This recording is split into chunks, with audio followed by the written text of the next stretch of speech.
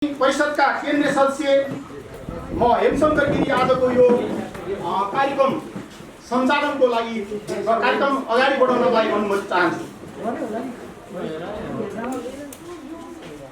यो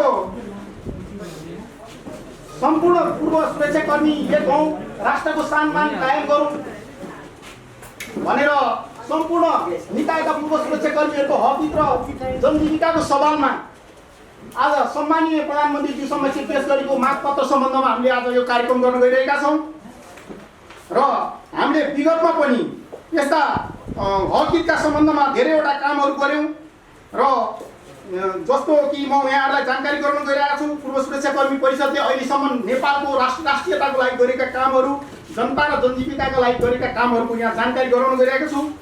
स्वास्थ्य सामग्री खरिदमा भएको ढिलासुस्ती र भ्रष्टाचार सम्बन्धमा खबरदारी सहित विज्ञप्ति प्रकाशन गरेको थियो।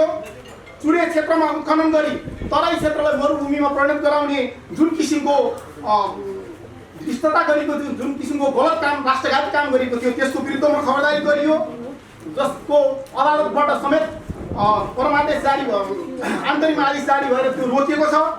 त्यसैगरी देशको राष्ट्रिय अखण्डताको विपक्षमा अभिव्यक्ति तिनीहरूको विरुद्धमा पनि उठियो। राष्ट्रघाती नागरिकता विधेयकको सम्बन्धमा पनि विज्ञप्ति जारी गरेर खबरदारी गरियो र हाम्रै खबरदारी अनुसार अदालतको परिणाम आयो। राष्ट्रघाती सम्झौता एमसीसी को विरुद्धमा विरोध सभा गर्यौं। दार्चुलाका जुन तुइन काटिएर जुन मृत्यु गराइयो, जुन महाकाली नदीमा खसालियो, उहाँको सम्बन्धमा जयसिंह धामीको सम्बन्धमा पनि हामीले विज्ञप्ति जारी गर्यौं। बेलायती गोर्खा सैनिकलाई गरेको विभेद सम्बन्धमा बेलायती सैनिक सरहको व्यवहार गरियोस् र सुख सुविधा उपलब्ध गराइयोस्, सहुलियत उपलब्ध गराइयोस् भनेर हामीले विज्ञप्ति जारी र ऐक्यबद्धता र नेपाल सरकारलाई गचाउने काम गर्यौं। र अफगानिस्तानमा अलपत्र परेका पूर्व सुरक्षाकर्मी तथा नेपाली नागरिकहरूको तत्काल उद्धार सम्बन्धमा पनि यसै पूर्व सुरक्षाकर्मी परिषदले सर्वप्रथम विज्ञप्ति निकालेर सरकारलाई झन्झगाएको थियो। त्यसपछि राजनीतिक दलहरू र विभिन्न सङ्घ संस्थाहरूको विज्ञप्ति आउने क्रम बढ्यो। त्यसैगरी कोभिड हेल्थ डेस्कबाट जो 172 जना असहाय र कुनै पनि पहुँच नभएका त्यस्ता पीडित व्यक्ति 172 जनालाई यस संस्थाले भेन्टिलेटरसँग उपलब्ध गराएको थियो। उपस्थित सञ्चारकर्मी मित्रहरू, अब म कार्यक्रम अगाडि यो पृष्ठभूमि भने त्यसपछि अब म कार्यक्रम रहेको छ। अब म आसन ग्रहणको कार्यक्रममा अगाडि बढाउन गइरहेको छु। आजको यस पत्रकार सम्मेलन कार्यक्रमको सभापतित्व गरिदिनु हुन पूर्व सुरक्षाकर्मी परिषद नेपालका अध्यक्ष श्री केबी राउतजीलाई हार्दिक अनुरोध गर्दछु।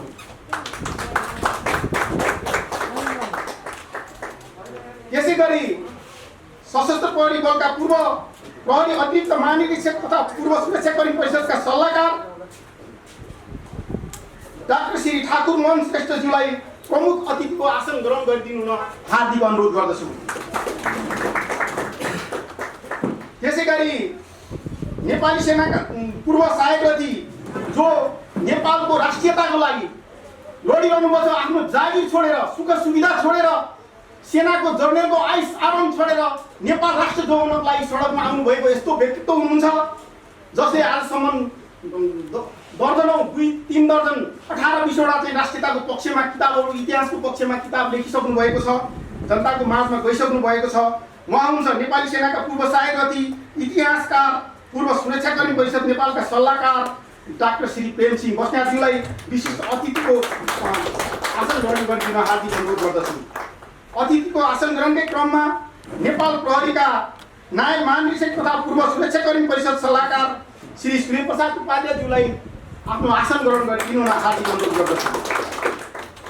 त्यसैगरी आउनु भएको छ भने हामीले राखेका छौँ गोर्खा ब्रिटिस सेनाका इन्जिनियर तथा पूर्व सुरक्षाकर्मी परिषद नेपालका सल्लाहकार श्री वसन्त भुजेलज्यूलाई पनि हार्दिक अनुरोध गरेको छु, यता हुनुहुन्छ भने। अल नेपाल भारतीय पूर्व सुरक्षा कल्याणकारी सङ्घका कोषाध्यक्ष पूर्व सैनिक श्री भानुबहादुर केसीज्यूलाई पनि आसन ग्रहण गरिदिन हार्दिक अनुरोध गर्दछु। भूभू सैनिक सङ्घका केन्द्रीय सदस्य तथा पूर्व सुरक्षाकर्मी परिषद नेपालका सल्लाहकार श्री इन्द्रबहादुर दाहालज्यूलाई आसन ग्रहण गरिदिन हार्दिक अनुरोध गर्दछु। एकल महिला समूह मानव अधिकारको लागि महिला प्रतिनिधि तथा द्वन्द्व पीडित सुरक्षाकर्मी सङ्घको संस्थापक अध्यक्ष श्रीमती बिना दाहालज्यूलाई पनि आसन ग्रहण गरिदिन हार्दिक अनुरोध गर्दछु। घाइते अपाङ्ग तथा भूतपूर्व सुरक्षाकर्मी सङ्घ नेपालका अध्यक्ष श्री हिरामणि अधिकारीज्यूलाई आसन ग्रहण गरिदिनु हुन हार्दिक अनुरोध गर्दछु। त्यसै गरी पूर्व सुरक्षाकर्मी परिषदका केन्द्रीय पदाधिकारीज्यूहरू र काभ्रे जिल्लाबाट आउनुभएका पूर्व सुरक्षाकर्मी परिषदका संयोजकज्यू लगायतलाई सम्पूर्णलाई आफ्नो आसन ग्रहण गरिदिनु हुन हार्दिक अनुरोध गर्छु। साथै पत्रकार तथा मिडियाकर्मीज्यूहरू, आयोजक पदाधिकारीज्यू तथा सम्पूर्ण आमन्त्रित महानुभावज्यूहरू आफ्नो स्थानमा आसन ग्रहण गरिदिनु हुन हार्दिक अनुरोध गर्दछु। अब यसपछि आसन ग्रहणको कार्यक्रमपछि स्वागत मन्तव्यको कार्यक्रम छ। यसै क्रममा पूर्व सुरक्षाकर्मी परिषद नेपालका उपाध्यक्ष श्री पुष्पाखर गौतमज्यूलाई यहाँ उपस्थित सम्पूर्णलाई चाहिँ हार्दिक स्वागत गरिदिनु हुन हार्दिक अनुरोध गर्छु।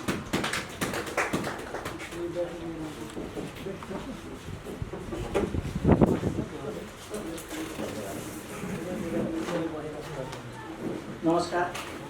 रिपोर्टर्स क्लबको यस प्राङ्गणमा आयोजित यस पूर्व सुरक्षाकर्मी परिषद नेपालको पत्रकार सम्मेलन कार्यक्रममा सभापतिज्यू, प्रमुख अतिथिज्यूहरू, पत्रकार तथा मिडियाकर्मीज्यूहरू, विभिन्न सङ्घ संस्थाबाट प्रतिनिधित्व गर्ने प्रतिनिधिज्यूहरू, आयोजक साथीहरू तथा कार्यक्रममा उपस्थित सम्पूर्ण महानुभावहरूमा आयोजकको तर्फबाट सर्वप्रथम स्वागत तथा न्यानो अभिवादन व्यक्त गर्दछु।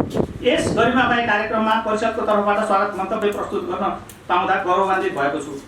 सम्पूर्ण निकायका सुरक्षाकर्मीहरू बीचको एकता, राष्ट्र र राष्ट्रियताको सुरक्षा, सुरक्षाकर्मीहरूको हक र अधिकारको सुनिश्चितता, आर्थिक पारदर्शिताका लागि खबरदारी गर्नुको साथै कुशल नेतृत्वको विकास गर्न पूर्व सुरक्षाकर्मी परिषद नेपालको अभियान सञ्चालन गर्दै आइरहेको छ।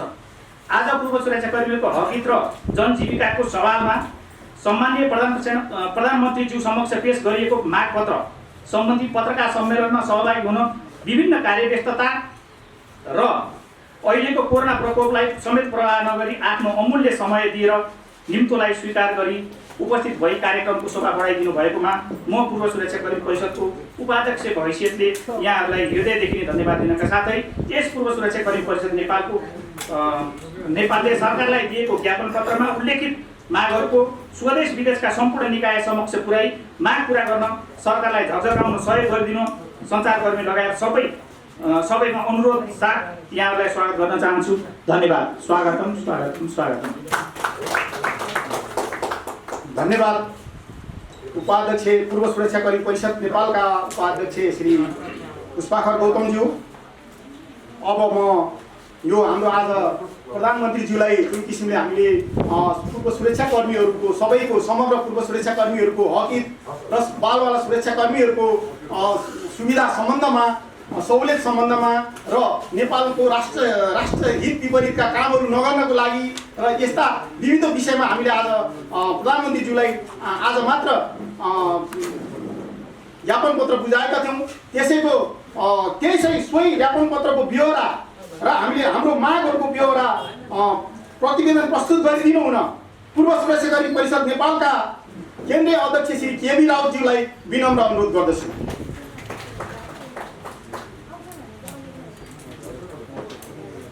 धन्यवाद।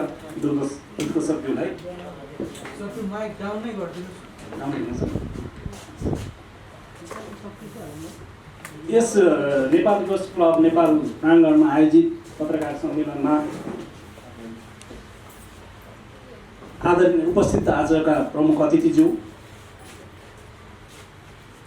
विशेष अतिथिज्यूहरू, विभिन्न सङ्घ संस्थाबाट आउनुभएका पदाधिकारीज्यूहरू र हाम्रो परिषदका पदाधिकारीज्यूहरू र पत्रकार मित्र मिडियाकर्मीज्यूहरूमा सर्वप्रथम म केबी राउतको तर्फबाट हार्दिक स्वागत तथा न्यानो अभिवादन व्यक्त गर्न चाहन्छु। आज हामी सम्पूर्ण निकायका पूर्व सुरक्षाकर्मीहरूको हकहित तथा जनजीविका सवालमा सम्माननीय प्रधानमन्त्रीज्यू समक्ष पेश गरेका ज्ञापन पत्र मागहरूका बारेमा सार्वजनिक गर्न गइरहेको छु।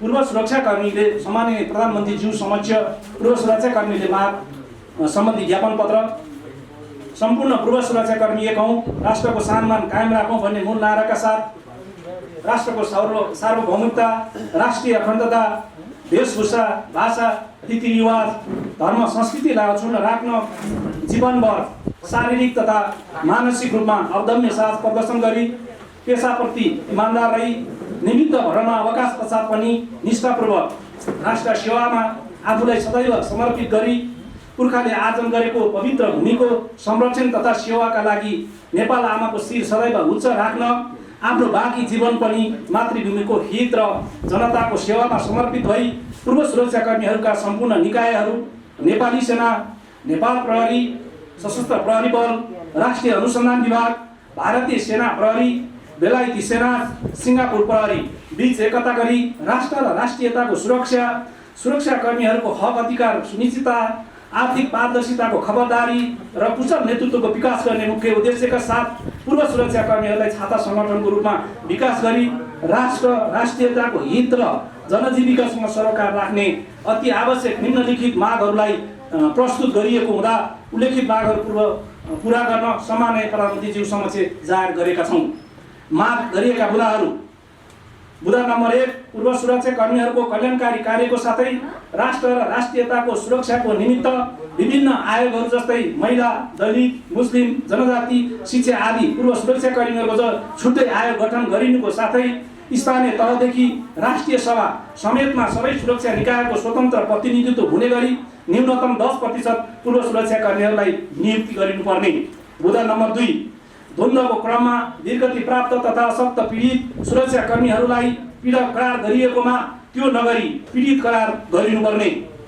बुदा नम्बर 3, नेपाल प्रहरी तथा नेपाल सशस्त्र प्रहरीतर्फको सेवा शर्त सम्बन्धी ऐन कानुन स्पष्ट नभएको हुँदा पदोन्नतिका लागि दल वा पार्टीको मुख्य राख्ने प्रवृत्तिमा वृद्धि हुने गरेको, जसको कारण कार्यक्षेत्र र क्षमतामा राजनीतिक हावी बढेको कारण उत्प्रेरणामा कमी आएको र यसको परिणाम उत्पादक नभई प्रतिउत्पादक हुने गरेकोले सुरक्षा निकायका दक्ष विज्ञ र अनुभव प्राप्त व्यक्तिहरूको संलग्नतामा यसको निश्चित नियम कानुन बनाइनुपर्ने। बुदा नम्बर 4, भारतीय सुरक्षा निकायमा कार्यरत निवृत्त सुरक्षाकर्मी तथा तिनका आश्रित परिवारको नाम, थर, ओतन, बहुविवाह आदि कारण देखाई सन्तति वृत्तिबाट वञ्चित गराइनुको साथै पारिश्रमिक वेतनका विविध पक्षमा भए गरेका अवरोध साथै कागजी झन्झट जस्ता बाधा व्यवधान आदि उत्पन्न गराइएको हुँदा नेपाल सरकारबाट भारत सरकारसँग कूटनैतिक तवरबाट तत्काल समस्या समाधान गराउने व्यवस्था हुनुपर्ने। बुदा नम्बर 5, विगत केही वर्षदेखि नेपालमा American millennium challenge corporation MCC अत्यन्तै चर्चित र विवादको विषय बनेको छ। त्यो सम्झौता गर्दा नेपालको संविधान, कानुन, राष्ट्रिय स्वाधीनता र स्वाभिमानलाई तल राखिएको भन्ने तर्कहरू उठिरहेका र आम नेपाली नागरिकहरू त्यसको विपक्षमा देखिन्छन्। यस्तो अवस्थामा नागरिकको आवाजलाई व्यवस्था गर्दै राजनीतिक दलहरूको नेतृत्व तहमा मात्र सहमति गरी एमसीसी पास गरिएको खण्डमा मुलुक ठुलै विद्रोहको आँधीबेहरीमा फस्न सक्ने सम्भावना देखिएकोले पूर्व सुरक्षाकर्मीहरू पनि नागरिकको देशभक्ति आवाजसँग समाहित हुनुपर्ने कर्तव्य हुन आउँछ। यसले मुलुकलाई झनै अस्थिरतातर्फ धकेल्नुको साथै मुलुकको शान्ति र अमन चयन समेत खलबलिने सम्भावनालाई ख्याल गरी तत्काल एमसीसी कार्यान्वयन गर्न हतार नगरियोस्। लागू गर्नै पर्ने कानुनी र कूटनीतिक बाध्यता भएमा मुलुकको स्वार्थ, हित र स्वाभिमानलाई उच्च स्थानमा राख्दै पारदर्शी ढङ्गबाट आम नागरिकमा श्वेत पत्र जारी गरी आश्वस्त पश्चात लागू गरियोस्। बुदा नम्बर 6, लोकसेवा आयोगबाट सुरक्षा निकायहरू लगायत राज्यका हरेक निकायहरूको कर्मचारी नियुक्तिमा सुरक्षाकर्मीहरूको आश्रित परिवारलाई 10% आरक्षण कोटा व्यवस्था गर्नुपर्ने। बुदा नम्बर 7, सुरक्षाकर्मीहरूले विपदको अवस्था, युद्धको अवस्था, शान्तिको अवस्था, दैविक प्रकोप, प्राकृतिक प्रकोप आदि जस्तो सुकै असाधारण र कठिन अवस्थामा पनि 24 घण्टा ड्युटीमा रहेर जीव, ज्यान र घर परिवारको समेत प्रवाह नगरी राष्ट्र र राष्ट्रियताको रक्षार्थ सदा सर्वदा खम्बासरी पहरा दिइरहेका हुन्छन्। अन्य कर्मचारीको भन्दा सुरक्षाकर्मीहरूको काम कारबाही फरक भएको प्रश्न देखिँदा पनि राज्यबाट पाउने सेवा सुविधा र तलब भत्तामा विभेद देखिएको हुँदा सुरक्षा विज्ञको सहभागी गराई तलबमान तथा सेवा सुविधामा वैज्ञानिकरण गर्नुपर्ने आजको टटकारको आवश्यकता रहिआएको कुरा सर्वविदितै छ। तसर्थ अन्य कर्मचारीको तुलनामा सुरक्षाकर्मीहरूको तलब तथा पेन्सन सुविधा समय सापेक्ष पुनः सुधार गरिनुपर्ने साथै सबै निकायका बालवाला सुरक्षाकर्मीहरूलाई निवृत्तिभरण भएकै नीतिबाट यदि 16 वर्षमा निवृत्तिभरण लिएमा सोही नीतिबाट पेन्सन पाउने व्यवस्था गरिनुपर्ने। बुँदा नम्बर 8 सुरक्षा निकाय र अन्य निकाय बीच मर्यादा क्रमको प्रोटोकल अनुसार राज्यले हेर्ने दृष्टिकोणमा भेदभाव देखिएको हुँदा सुरक्षा संवेदनशीलता दृष्टिगत गरी सुरक्षा निकायको मनोबल उच्च राख्नका लागि सुरक्षाकर्मीहरूको मर्यादा क्रमको प्रोटोकल परिवर्तन गरिनुपर्ने। बुँदा नम्बर 9 विश्वको नियम कानुन र चलिआएको प्रचलन बमोजिम पूर्व सुरक्षाकर्मी तथा उनीहरूका आश्रित परिवार र बालवाला सुरक्षाकर्मीका आश्रित परिवारहरूको लागि राज्यको तर्फबाट 100% स्वास्थ्य तथा शिक्षा निःशुल्क गराउनुको साथै अशक्तहरूको लागि आवासको समेत व्यवस्था गरिनुपर्ने। बुँदा नम्बर 10 निवृत्तिभरण लिइरहेका व्यक्तिहरूको मृत्यु भएमा निजका श्रीमान श्रीमतीलाई आधा पेन्सन पाउने व्यवस्था भएकोमा मृत्यु पश्चात श्रीमतीलाई पुनः आजीवन र निज दुवैको मृत्यु भएमा निजको नाबालकलाई बालिक नहुन्जेलसम्म आधा पेन्सन दिने व्यवस्था गरिनुपर्ने। उदाहरण नम्बर 11 जुनसुकै अवस्थामा पनि राज्यको जिम्मेवार भूमिकामा रहेका सार्वजनिक गरिमामय पदमा आसीन व्यक्तित्वप्रति राज्यकै जिम्मेवार र जनप्रतिनिधि पात्रद्वारा न्यायाधीश र सभ्य शब्द चयन गरिनुपर्नेमा अशोभनीय र व्यक्तित्व प्रतिष्ठानप्रति आँच आउने शब्द प्रहारबाट स्वदेश तथा विदेशमा समेत गलत सूचना सम्प्रेषण हुने हुँदा यस्ता निम्न कोटिका शब्द सम्प्रेषण प्रक्षेपण गर्ने जो कोहीलाई राज्यको मूल अभावबाटै नियन्त्रण तथा कारबाही गरिनुपर्ने। बुँदा नम्बर 12 संयुक्त राष्ट्र सङ्घको आह्वानमा शान्ति स्थापनार्थ कुनै पनि देशमा खटिने शान्ति सुरक्षाकर्मीहरूलाई राज्यको तर्फबाट निजको तलब स्केलको 25% जोखिम भत्ता उपलब्ध गराइनुपर्ने। बुँदा नम्बर 13 सेवा निवृत्त पश्चात विभिन्न सङ्घ संस्था लगायत स्वदेश तथा विदेशमा निजी कम्पनीहरूमा सुरक्षा गार्डमा खटिने सुरक्षाकर्मीहरूलाई न्यून पारिश्रमिक दिई अन्तर्राष्ट्रिय श्रम ऐन ILO 169 अनुसार दैनिक 8 घण्टा काम 8 घण्टा आराम र 8 घण्टा मनोरञ्जन हुनुपर्नेमा सो व्यवस्था नभई 12 देखि 16 घण्टासम्म ड्युटीमा लगाउने गरी बिचौलिया कम्पनीहरूको दुष्प्रभावबाट हुने गरेको श्रम शोषणलाई न्यूनीकरण गर्न राष्ट्रिय सुरक्षा आयोग गठन गरी यही आयोगको छातामुनि समेटेर समय सापेक्ष तथा राज्यको सेवा नियुक्ति दर्ता अनुसार दक्षता र क्षमता अनुसारको पारिश्रमिकको व्यवस्था गरी सेवा सुविधामा भएको विभेदको अन्त्य गरिनुपर्ने। बुँदा नम्बर 14 नेपाल बहुभाषिक बहुसांस्कृतिक मुलुक भए तापनि राष्ट्रिय भाषा तथा पोसाकको पहिचान स्वरूप राष्ट्रिय सभा प्रतिनिधि सभा लगायत विशेष औपचारिक समारोहमा प्रतिनिधित्व गर्दा राष्ट्रिय पोसाक र राष्ट्रिय भाषा अनिवार्य गरिनुको साथै विदेशी कूटनीतिक नियोगहरूमा समेत राष्ट्रिय पोसाक अनिवार्य गरिनुपर्ने। बुँदा नम्बर 15 सरकारी स्वामित्वमा रहेका उद्योग तथा कल कारखाना विभिन्न सरकारी निकायहरू लगायत राष्ट्रको विकास निर्माणमा माग गरिने सुरक्षाकर्मीहरूमा दक्ष पूर्व सुरक्षाकर्मीहरूलाई पहिलो प्राथमिकता दिई नियुक्ति गरिनुपर्ने।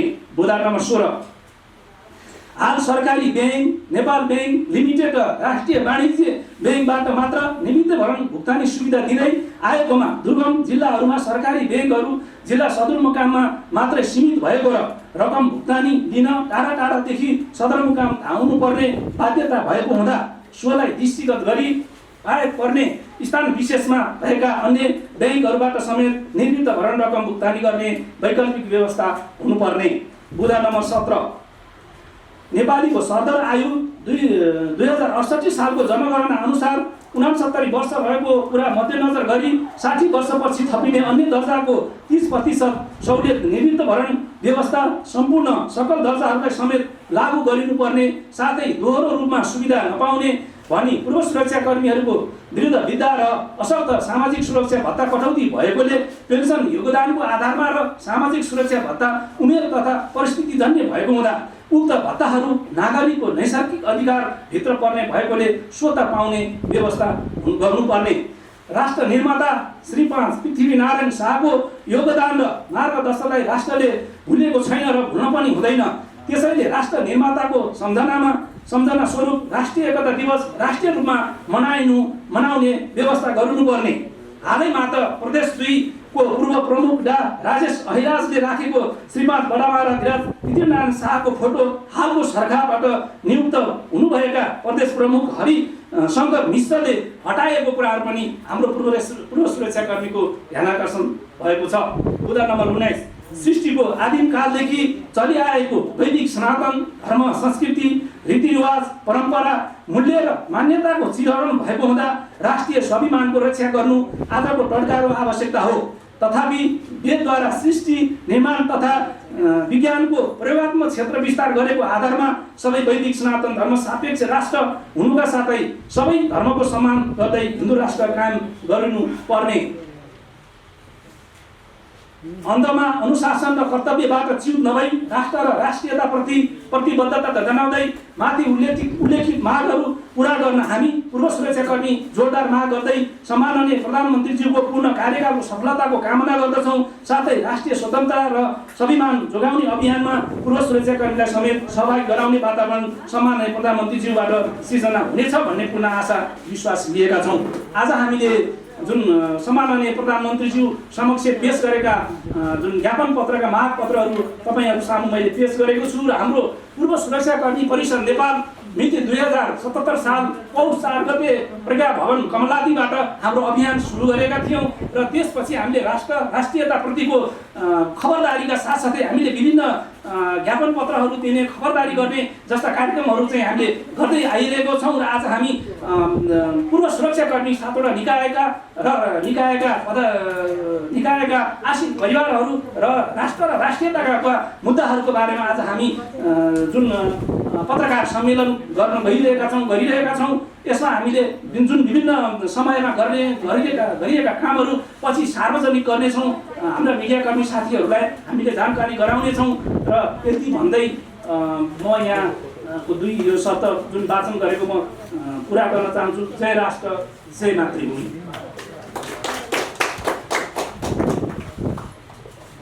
धन्यवाद। पूर्व सुरक्षाकर्मी परिषद नेपालका केन्द्रीय अध्यक्ष केबी राउतज्यू आफ्नो महत्त्वपूर्ण भनाइ तथा आफ्नो जुन हामीले पेश गरेका मागहरू प्रधानमन्त्री समक्ष माग गरेका मुद्दाहरू र हाम्रो समग्र अवधारणाहरू प्रस्तुत गरिदिनु भएकोमा अब म मन्तव्यको क्रमलाई अगाडि बढाउन गइरहेको छु।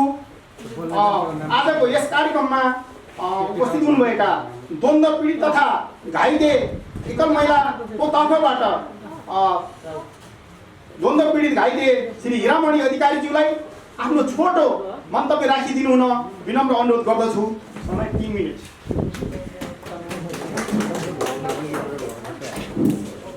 धन्यवाद दोस्रोज्यू। र आज यस पत्रकार सम्मेलनमा मलाई हाम्रो घाइते अपाङ्ग भूपुष्टर सङ्घ नेपालका तर्फबाट दिनुभएकोमा धन्यवाद। र यस पत्रकार सम्मेलनका साथीहरूलाई दिदीहरू, पत्रकार साथीहरू, सुरक्षाकर्मी साथीहरू सबैलाई सम्पूर्णलाई न्याय अभियान व्यक्त गर्न चाहन्छु। र आज मैले यहाँ एउटा घाइतेहरूको सानो एउटा बारेमा मात्रै भन्न जानेछु। हामी पूर्व सुरक्षा परिषद र भूमध्येमा हामी फरक क्षमता भएका व्यक्तिहरू अलिक फरक किसिमकै पीडामा छौँ र यसमा नेपाल सरकारले एउटा विवेक के गरेको छ भने जुन हाम्रो सत्य निर्माण तथा मेलमिलाप आयोगमा सुरक्षा निकायका व्यक्तिहरू एकदमै पीडक भनेर हामीलाई त्यो कानुनले घोषित गरेको छ। र यसमा हाम्रो के दुःख छ भने विरोध छ भने हामी त्यतिखेरको राज्य सत्ताले खटाएको ठाउँमा हामी लड्न गयौँ र हामी अपाङ्ग घाइते भयो, वीरगति भएका तिनका श्रीमती पीडक भनेका तिनका छोराछोरी पीडक भनेका छन्। अहिले नेपाल सरकारको नजरमा र सत्य निर्माण मेलमिलाप आएको कानुनमा त्यसकारण हामी पीडक होइन, हामी पीडित हो। हामीले सरकारबाट न्याय पाउनुपर्छ, राष्ट्रबाट न्याय पाउनुपर्छ। हामीले राष्ट्रको लागि राष्ट्रले खटाएको ठाउँ लडेका थियौँ।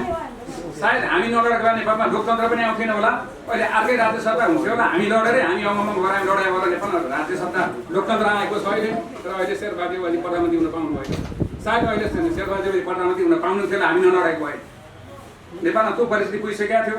र अहिले आएर तिनै प्रधानमन्त्रीज्यूहरूले तिनीहरूले बनाएको कानुनमा हामी पीडित व्यक्तिहरूलाई, हामी अङ्गमङ्ग भएका व्यक्तिहरूलाई एउटा श्रीमान र एकल महिला भएको व्यक्तिहरूलाई चुरा छोरछोरीलाई पीडकमा परिभाषित गरिएको छ। यसको बारेमा हामीले नेपाल सरकारलाई पत्रकार सम्मेलन मार्फत जानकारी गराउन चाहन्छौँ र हामी द्वन्द्व पीडित भएर घाइते अपाङ्ग हुलचेयरमा बस्ने छौँ। अहिले हुलचेयर बस्ने साथीहरू यहाँ आउनुभयो थुप्रै हुनुहुन्छ। अहिले अवकाश भइसक्यो, पाहाडमा घर छ, सरकारले एउटा आवासको व्यवस्था गर्न सकेका छैन। त्यो हुलचेयर ठेलो त्यो मान्छे ओखलढुङ्गा कसरी जाने, उहाँ रोल्पा कसरी जाने, दार्चुला कसरी जाने। त्यसको लागि नि मैले नेपाल सरकारसँग द्वन्द्व पीडितमा भएका अपाङ्गहरू अशक्तहरूलाई चाहिँ आवासको व्यवस्था गरिदिन माग गर्दछु। यति भन्दै मेरो 2 शब्द यहीँ टोक्छु। धन्यवाद। धन्यवाद। द्वन्द्वका घाइते हिरामणि अधिकारीज्यू आफ्नो महत्त्वपूर्ण र आफ्नो पीडाका कुराहरू यहाँ राखिदिनु भएकोमा सञ्चारकर्मी मित्रहरू, सञ्चारकर्मी ज्यूहरू, अब हाम्रो महत्त्वपूर्ण वक्ताहरूबाट महत्त्वपूर्ण कुराहरू आउन बाँकी नै छन्। बोल्ने क्रम, मन्तव्यको क्रम जारी नै रहनेछ। केही समय धैर्य गरिदिनु न, म यहाँहरूमा विनम्र अनुरोध गर्दछु। र यसै क्रममा अब मन्तव्यकै क्रममा म अब भूपू सैनिक सङ्घका केन्द्रीय सदस्य तथा पूर्व सुरक्षाकर्मी परिषद नेपालका सल्लाहकार श्री इन्द्रबहादुर दाहालज्यूलाई आफ्नो छोटो मन्तव्य राखिदिनु न विनम्र अनुरोध गर्दछु।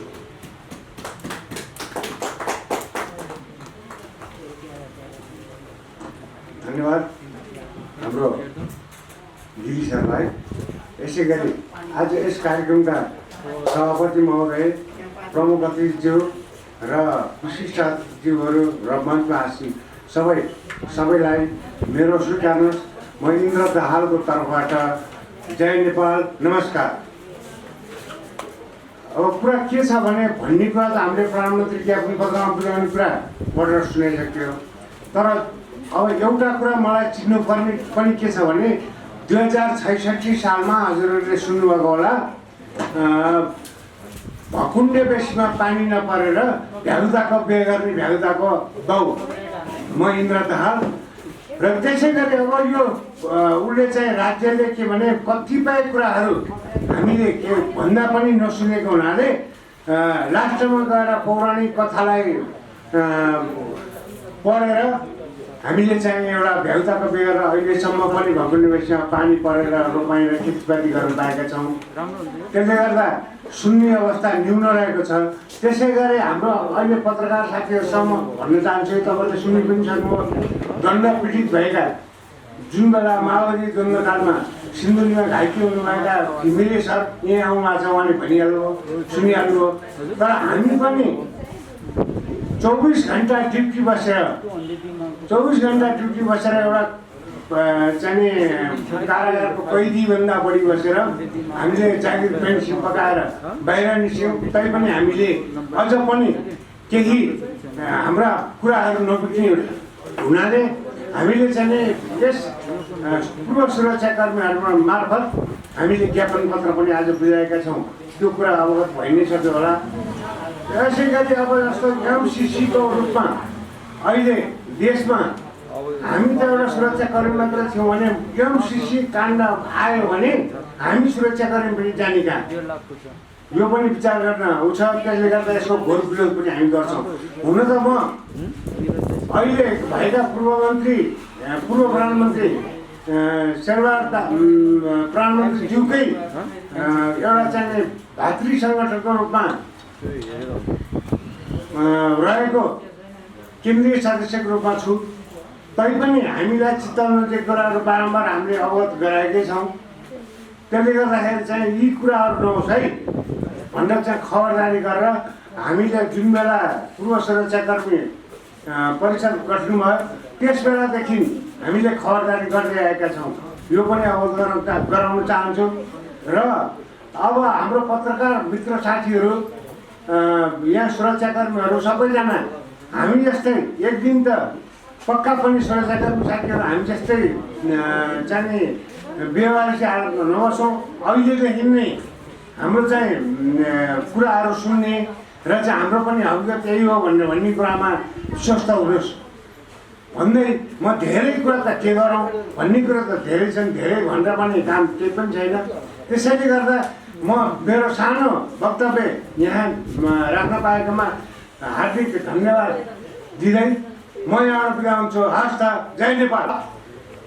नेपाल भूतपूर्व सैनिक सङ्घका केन्द्रीय सदस्य तथा पूर्व सुरक्षाकर्मी परिषदका केन्द्रीय सदस्य श्री इन्द्रबहादुर दाहालज्यू आफ्नो महत्त्वपूर्ण भनाइ राखिदिनु भएकोमा अब यसै गरी मन्तव्यकै क्रममा अब म यस्तो व्यक्तित्वलाई निम्ताउँदैछु। नेपाल प्रहरीका विशिष्ट व्यक्तित्व हुनुहुन्छ। नेपाल प्रहरीका नायब महानिरीक्षक तथा पूर्व सुरक्षाकर्मी परिषद नेपालका सल्लाहकार श्री सूर्य प्रसाद उपाध्यायज्यूलाई आफ्नो मन्तव्य राखिदिनु हुन हार्दिक अनुरोध गर्दछु।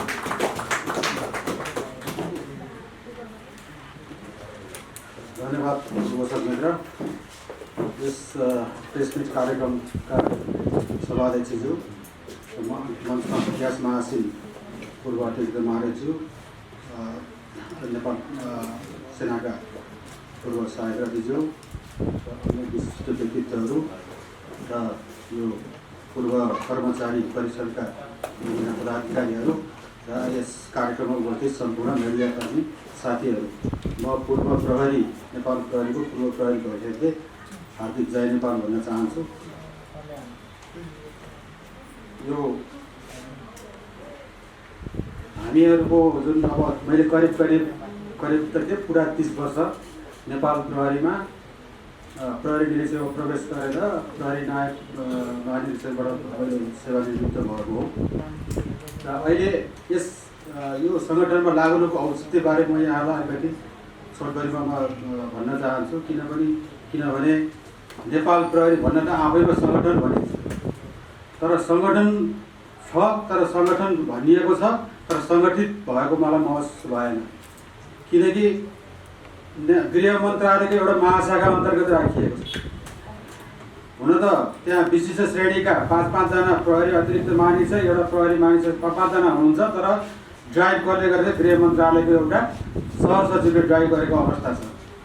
त्यसकारणले यो सङ्गठन अब यस्तै पूर्व प्रहरीको सङ्गठन हेऱ्यौँ भने त्यहाँ 3-3वटा सङ्गठन भइसक्यो। जताततै राजनीतिक भनौँ, राजनीतिक दबाब त नभनौँ, राजनीतिकरण भइरहेको अवस्था भएको हुनाले यो परिषदमा राजनीतिकरण नहोस् र शुद्ध सुरक्षाकर्मीहरूको पुरो सङ्गठनको रूपमा रहोस् भन्ने हिसाबले मेरो मनसाय र त्यो मनसाय मेल खाएको कारणले गर्दाखेरिमा म यसमा आबद्ध भएको छु। र यो आबद्ध भएको हाम्रो व्यक्तिगत मेरो कुनै या इच्छा आकाङ्क्षा अथवा कुनै तृष्णा अथवा वितृष्णा कुनै पनि छैन।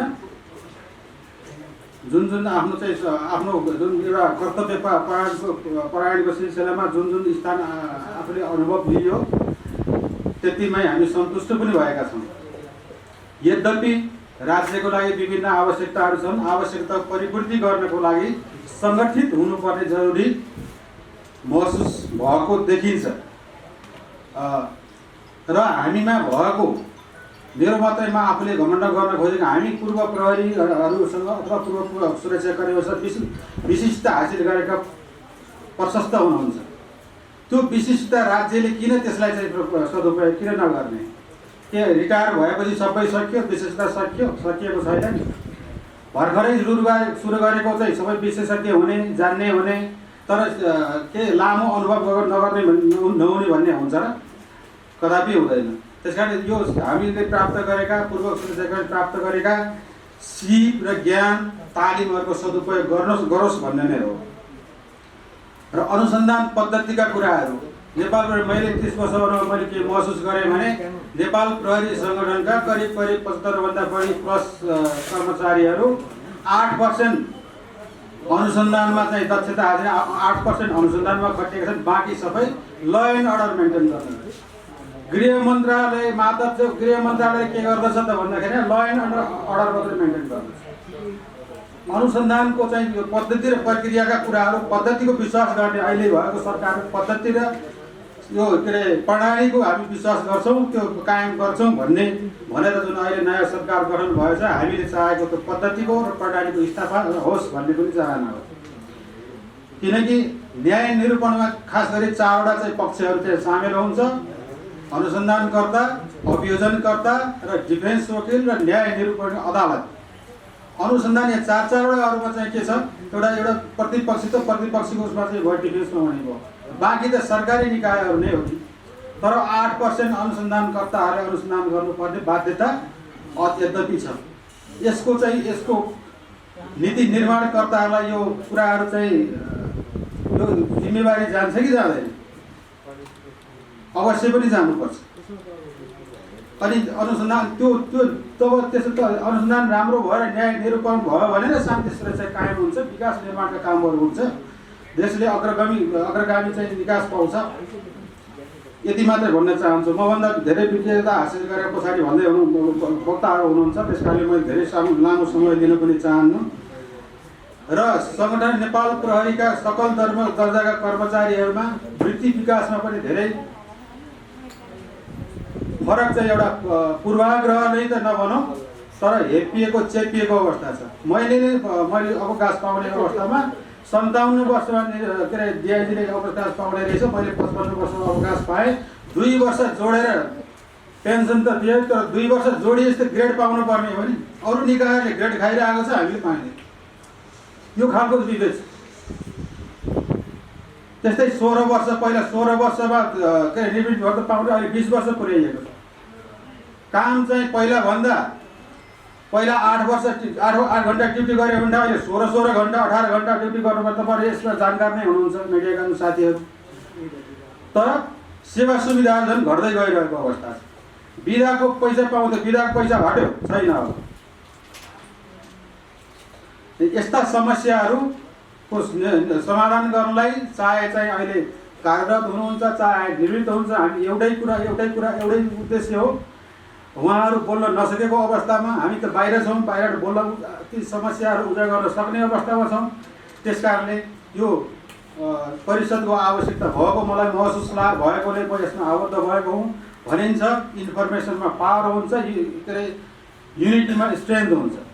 मिडियाकर्मी साथीहरू, तपाईँहरूले चाहिँ यो इन्फर्मेसनलाई सेयर गर्नुहुनेछ। यहाँहरूको इन्फर्मेसन, यहाँहरूको चाहिँ सुझावहरू पनि हामीले प्राप्त गरेर त्यही अनुसार हामी फेरि परिमार्जित हुन सक्छौँ, गर्नेछौँ।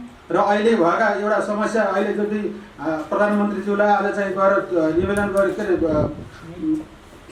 अरे पेस गऱ्यौँ, ज्ञापन पत्र पेस गऱ्यौँ। आगामी दिनहरू फेरि अलिक त्यस्ता समस्याहरू उजागर हुँदै आयो भने त्यसलाई पनि समेटेर फेरि एउटा पद्धतिको निर्माण गर्नको लागि पर्नेछौँ भन्ने प्रतिबद्धता पनि व्यक्त गर्न चाहन्छु।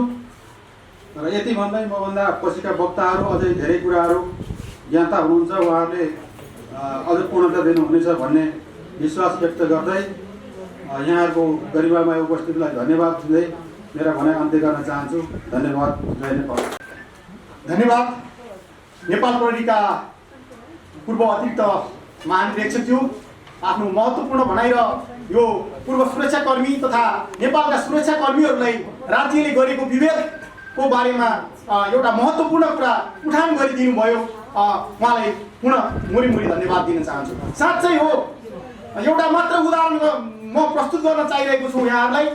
जसरी अहिले नेपाल सरकारले 2076 साल साउन 1 गतेपछि भर्ना हुने सम्पूर्ण राष्ट्रिय सेवक तथा सुरक्षाकर्मीहरूलाई योगदानमा आधारित पेन्सन कोष खडा गरेको छ। त्यो भनेको आफ्नो तलब 6% कटाउने, सरकारले 6% थपेर पेन्सन कोष खडा गर्ने, आजीवन पेन्सन दिने व्यवस्थालाई अन्त गर्ने। त्यो भनेको यो युरोपियन मुलुकहरूमा नितान्त रूपमा कम्पनीमा काम गर्ने, प्राइभेट काममा काम गर्ने, घरमा काम गर्नेहरूलाई लागू गरिएको त्यो सहुलियत पद्धति हो। त्यस्तो कुरा आएर यहाँ 24 घण्टा ड्युटी गर्ने, रगत पसिना बगाउने, राष्ट्रको लागि पसिना बगाउने सुरक्षाकर्मीहरूलाई पेन्सनबाट वञ्चित गराउनु भनेको कुन खालको सोच हो? उहाँहरूले कसरी लिएर आउनुभयो, कहिले सिकायो? यो भनेको पक्कै पनि नेपालको राष्ट्रिय सुरक्षालाई कमजोर बनाउने, सुरक्षाकर्मीहरूको मनोबल गिराएर सुरक्षा निकायहरूलाई क्रमशः कमजोर बनाएर त्यसलाई त्यसको विघटन गराउने नियत हो भनेर हामीले बुझेका छौँ। अब म आजको यो अन्तमा आइपुगेको छ। सञ्चारकर्मी मित्रहरू धैर्य गरिदिनु होला। अब 2 जना मात्र हुनुहुन्छ महत्त्वपूर्ण वक्ताहरू।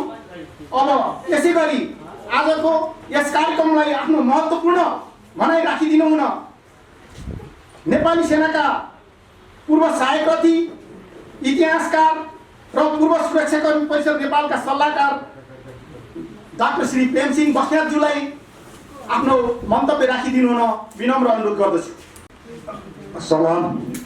जोजोलप्पा थापुल्ला जोरले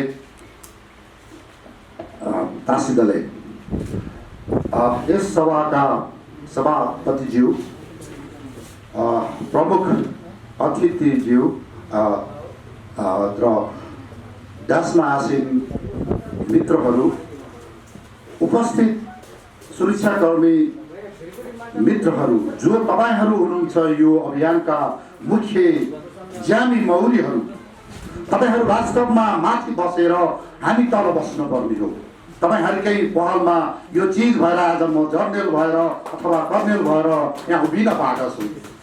तपाईहरूलाई पहिला मेरो नमन छ, सलाम छ। र त्योभन्दा मलाई खुसी लागेको पत्रकार भाइ बहिनीहरू, हेर्नुहोस् तपाईहरू यति युवाहरू हुनुहुन्छ, तपाईहरू देशको भविष्य हुनुहुन्छ। म आशा गर्छु मेरो देशको सरकारमा, मेरो देशको न्यायालयमा, मेरो देशको संसदमा तपाईँ जस्तो युवाहरू आइदिउन्, यो देशलाई माया गरिदिनुहोस्। भ्रष्टले 70, 80, 90 वर्ष पुग्दाखेरि पनि 3 पुस्तालाई भ्रष्ट गरेर बस्ने मेरा देशका प्रधानमन्त्री, मन्त्री, सांसद, न्यायाधीशहरू, यिनलाई तपाईहरू जस्तै पुस्ताले विस्थापित गरून् मेरो आशा छ। र तपाईहरू सबैलाई मेरो नमन छ, मेरो आशीर्वाद छ। तपाईहरूले देशको लागि सही कुरा बताइदिनुहोस्, बोलिदिनुहोस्। अब आजको विषयमा जुन हाम्रो यस सङ्घका सभापति कोमल बहादुर राउत, जुन केबी राउत लेख्नुहुन्छ, उहाँको नेतृत्वमा हामीले बिहान प्रधानमन्त्री देउवाजीको निवासमा गएर हामीले ज्ञापन पत्र बुझाइसक्यौँ। यो सबै सुरक्षा समूहहरू, नेपाल प्रहरी, सशस्त्र प्रहरी, नेपाली सेना, British army, Indian army, Singapore police र सुरक्षा प्राइभेट सुरक्षामा खटिनेहरू भाइ बहिनीहरू, तपाईँ भाइ साथीहरू, तपाईँहरू पनि यसबारेको सबैलाई समेटेका छौँ हामीले। र अर्को कुरा म के भन्छु भने नेपाली सेना, नेपाल प्रहरी, यो राष्ट्रिय अनुसन्धान विभाग, सशस्त्र प्रहरी, हामी तपाईँहरूको सिस्टर अर्गनाइजेसन हौँ, तपाईँहरूको बहिनीहरू, हामी भगिनी संस्था हौँ। तपाईँहरूले हामीलाई छड्के नजरले नहेर्नु होला। तपाईहरूले सही कुरा नबोल्दा आज हामीले तपाईँहरूको बालवालाको लागि बोलिदिनु परेको छ, माग दिनु परेको छ। त्यसको लागि हामी यहाँ एउटा सङ्गठन बनाएर अगाडि बढिरहेको छौँ। अर्को कुरा, सबै सुरक्षाका प्रमुखजीहरू, भूपू हामीहरू जस्तोलाई प्रधानमन्त्रीलाई भेट्नलाई छेकबार लगाइन्छ, मलाई थाहा छ। राष्ट्रपतिलाई भेट्नलाई छेकबार लगाइन्छ, नभेटिदिनु भनेर त्यहाँ काम फुकिएको हुन्छ। हामी तपाईँको राष्ट्रवादी राष्ट्र हौँ, राष्ट्रघाती होइनौँ। तपाईँहरूको कालो कत्तु थाम्ले भन्छौँ भनेर जुन छेकबार लगाइन्छ, यो एउटा हामी माथिको अन्याय हो। हामीलाई राष्ट्रपति कहाँ जानलाई पहुँच थिएन, योभन्दा अगाडि हामीलाई थाहा छ। प्रधानमन्त्री कहाँ जान हामीलाई पहुँच थिएन। आज हामी भूपूलाई पहुँच छैन भन्दा हामी सबै सुरक्षा अङ्गहरूको हामी भगिनी संस्था हौँ। र अब योभन्दा मैले गर्नुपर्दा सबैभन्दा पहिला म नेपाली सेनाको पेन्सनधारी भएको हुनाले अहिले रिटायर हुनुभएका महारथी प्रधान सेनापति पूर्णचन्द्र थापाज्यूको सफल कार्यकालको लागि म उहाँलाई बधाई दिन चाहन्छु। हो, उहाँको विषयमा अहिले थुप्रै नेगेटिभ कुराहरू पत्र पत्रिकामा लेखाइएका छ। 2-4 कुरा उहाँले राम्रो गर्नुभएको छ, मैले छाती पिटेर मैले सम्मान गरेको छु। उहाँको कमजोरी पनि छ। यो नेपाली सेनाका कुनै प्रधान सेनापति बहकिएर 14 वर्ष पेन्सन बनाइदिए अन्य दर्जालाई। यो सेनामा सबैभन्दा हेपिएको तपाईँको यो आधी पेट खायो भने पनि हुन्छ।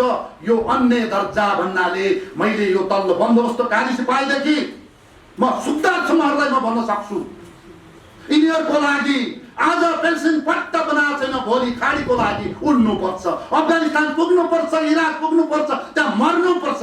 किनभनेदेखि मेरा बालवालाहरूले यिनका तलब भत्ता तपाईँको अरू सुविधाहरू मागिदिएको भए इन्डियन आर्मीको जस्तो, पाकिस्तानी आर्मीको जस्तो त्यस्ता चिफ भएका भए, त्यस्ता तपाईँको एउटा इमानिला भएको भए मेरा तपाईँका सहकर्मीहरू अफगानिस्तानमा मर्ने थिएनन्, अफगानिस्तानमा तपाईँको इराकमा मर्ने थिएनन्, मलेसियाबाट लास आउने थिएन। हो, त्यो भएको हुनाले यो वर्गलाई बोलिदिने कसले त? यसको लागि हामी नेपाल प्रहरीका अन्य दर्जाहरू, सशस्त्र प्रहरीका अन्य दर्जाहरूको लागि हामी आवाज उठाएका छौँ। यो तपाईँको बन्दुक र गोलीको जागिर चान्चुने कुरा होइन। एउटा सिपाही हुनको लागि प्रहरीमा, एउटा सेनामा तपाईले 6 महिना 3 महिना कति तहको जाँच पास गरेर आउनुपर्छ। के त मेरो प्रधानमन्त्री हुनलाई के हुनुपर्छ? यहाँ हिजोको चोर आजको मन्त्री हुन्छ, हिजोको डन आजको सांसद हुन्छ, यो देशमा हिजोको चोर आज राज्य प्रमुख हुन्छ, हिजोको डाका के हुन्छ? हेर्नुहोस्, कहिले पनि अब मूल्याङ्कन नगर्नुहोस्। यो अब मूल्याङ्कन गर्ने काम हाम्रा सुरक्षा अङ्गका आइजिपी साहबहरू, प्रधान सेनापति साहबहरू, तपाईहरुको जिम्मा हो यो। हामी तपाईका एउटा फलामबाट पकालेका रेडियम हौ। हामी बन्दुक र गोलीमा हाम्रो धार, हाम्रो ज्यान प्राण हामीले खालेर आएका छौँ। माओवादीसँग मैले आतङ्ककारीहरूको त्यतिखेर युद्धमा कति लडी, झन्डै मरि। आज बाँचेको छु, कोचमा किन डराउने यहाँ? देशको लागि किन नबोल्ने यहाँ? हो, त्यो भएको हुनाले हामीलाई पीडक, अहिले सेना प्रहरीलाई पीडक बनाएर, त्यतिखेरका माओवादीले हामीलाई पीडित भनेर पीडक बनाएर हामीमाथि न्याय दिँदैन। हाम्रा घर ढलेका छन्, हाम्रा तपाईँका सुरक्षाकर्मी मारिएका छन्। मेरा देशका सुरक्षाका प्रमुखज्यूहरू, प्रधानमन्त्रीजीहरू, अहिलेको प्रधानमन्त्रीजी तपाईले प्रचण्ड लगायतका टाउकोलाई 50 लाखको मूल्य तोकेर, बादल लगायतलाई 35 लाखको मूल्य तोकेर टाउको काटेरले हामी दिन्छौँ भनेर हामीलाई ठोक्राएको हो कि होइन? अनि आज हामीलाई पीडक बनाउने तपाईहरू पीडक हुनुहुन्छ। यो देशका तपाईहरू पटक पटक काँचुली फेरेर आउने प्रधानमन्त्री भएकाहरू याद गर्नुहोस्। अर्का कुरा, हाम्रो सेनाले अहिले 16 वर्षमा पेन्सन पायो राई नाम जानलाई, तर 19 वर्षमा पेन्सन पाउँछ। त्यो अन्याय हो। 16 वर्षबाट पाउनुपर्छ। मैले सशस्त्र प्रहरीको अन्य दर्जाहरू, जनपद प्रहरीको अन्य दर्जाहरू, यिनीहरूलाई सेनाको भन्दा पनि तल्लो तहमा एउटा नोकर जस्तो गरेर राज्यले व्यवहार गरिएको छ। 16 वर्षमा पेन्सन हुनुपर्छ। मेरो जोरदार माग छ, तपाईहरूले बुझिदिनुहोस्। अर्को कुरा, पत्रकार मित्रहरू, तपाईँ भविष्यका कर्णधारहरू, यो देशमा सेवा गरेको बापत हामीले शान्ति सेनाको पैसा काटेर हस्पिटलमा हामीले उपचार गर्नुपर्ने कुन देशमा छ यो नियम? के हाम्रो तलब काटेर, हाम्रो भत्ता काटेर हाम्रा छोराछोरी पढाउनु पर्ने? यसमा हामी ढल्केर सलाम ठोकेर हामी हिँड्नु पर्ने? यसको हामी यो एउटा तपाईको एउटा अन्याय हो। यो राज्यले व्यवस्था गर्छ संसारभरिको सेनालाई, प्रहरीलाई, स्वास्थ्यको व्यवस्था, हस्पिटल, शिक्षाको व्यवस्था गर्छ। मेरो देश नेपाल मात्र यस्तो छ, यसले राजाको पालामा मागेन। अहिले गणतन्त्र आइसकेपछि गणतन्त्रका प्रधान सेनापतिज्यूहरू, आइजी साहबहरू अनि हाम्रा कल्याणकारी शान्ति सेनाका पैसा काटेर हामीलाई, त्यही हो हामीलाई दिएको सेवा सुविधा। हेर्नुहोस्, लाज हुनुपर्छ। अब कर्मचारीहरूले जसरी सिभिल कर्मचारीहरूले मागे, उनीहरूले सिभिल हस्पिटल मागे, छोराछोरीलाई पढ्नलाई उनीहरूले भत्ता पाउँछन्, अहिले स्कुल मागेका छन्, उनीहरूको युनिफर्म लगाएको छन्, तपाईँको टाई सुट 3 पिस 4टा लगाएर हिँड्छन्। हाम्रा त्यही काँगा लिएर आएका ठगेका बुट र त्यही होइन हामीले पाउने। 24 घण्टाको ड्युटी गरेर 2 थाल भात हामीले बढी खाने, अरू सबै हामीले कम्ती पाइरहेका छौँ। यो कुराको मूल्याङ्कन गरी माग्ने तपाईहरू ठुला ठुलीहरू, तपाईँको जिम्मा हो। ल, यो देशको लागि के चाहिँ गरिएन? के चाहिँ गरिएन?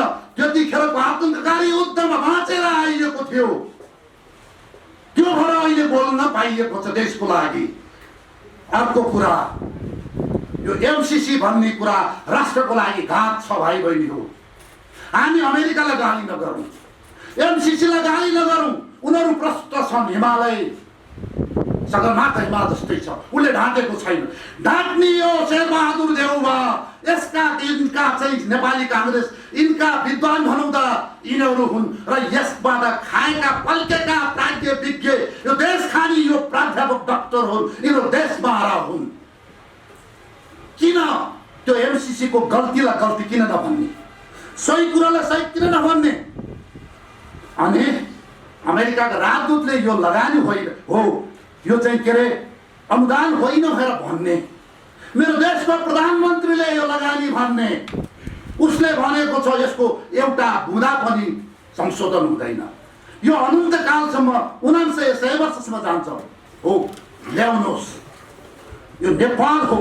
यो नेपालमा हेर्नुहोस्, यो तपाईँ हाम्रा पुर्खाले खट्टे सिस्नो तपाईँको खाएर खाली खुट्टा हिँडेर टिस्टादेखि काङ्गडासम्म आर्जेको मुलुक हो। यो चोर, यो पिएचडी गर्ने, एमए गर्ने तपाईँका सचिव मन्त्री यो डाकाहरूले बनाएको यो देश होइन।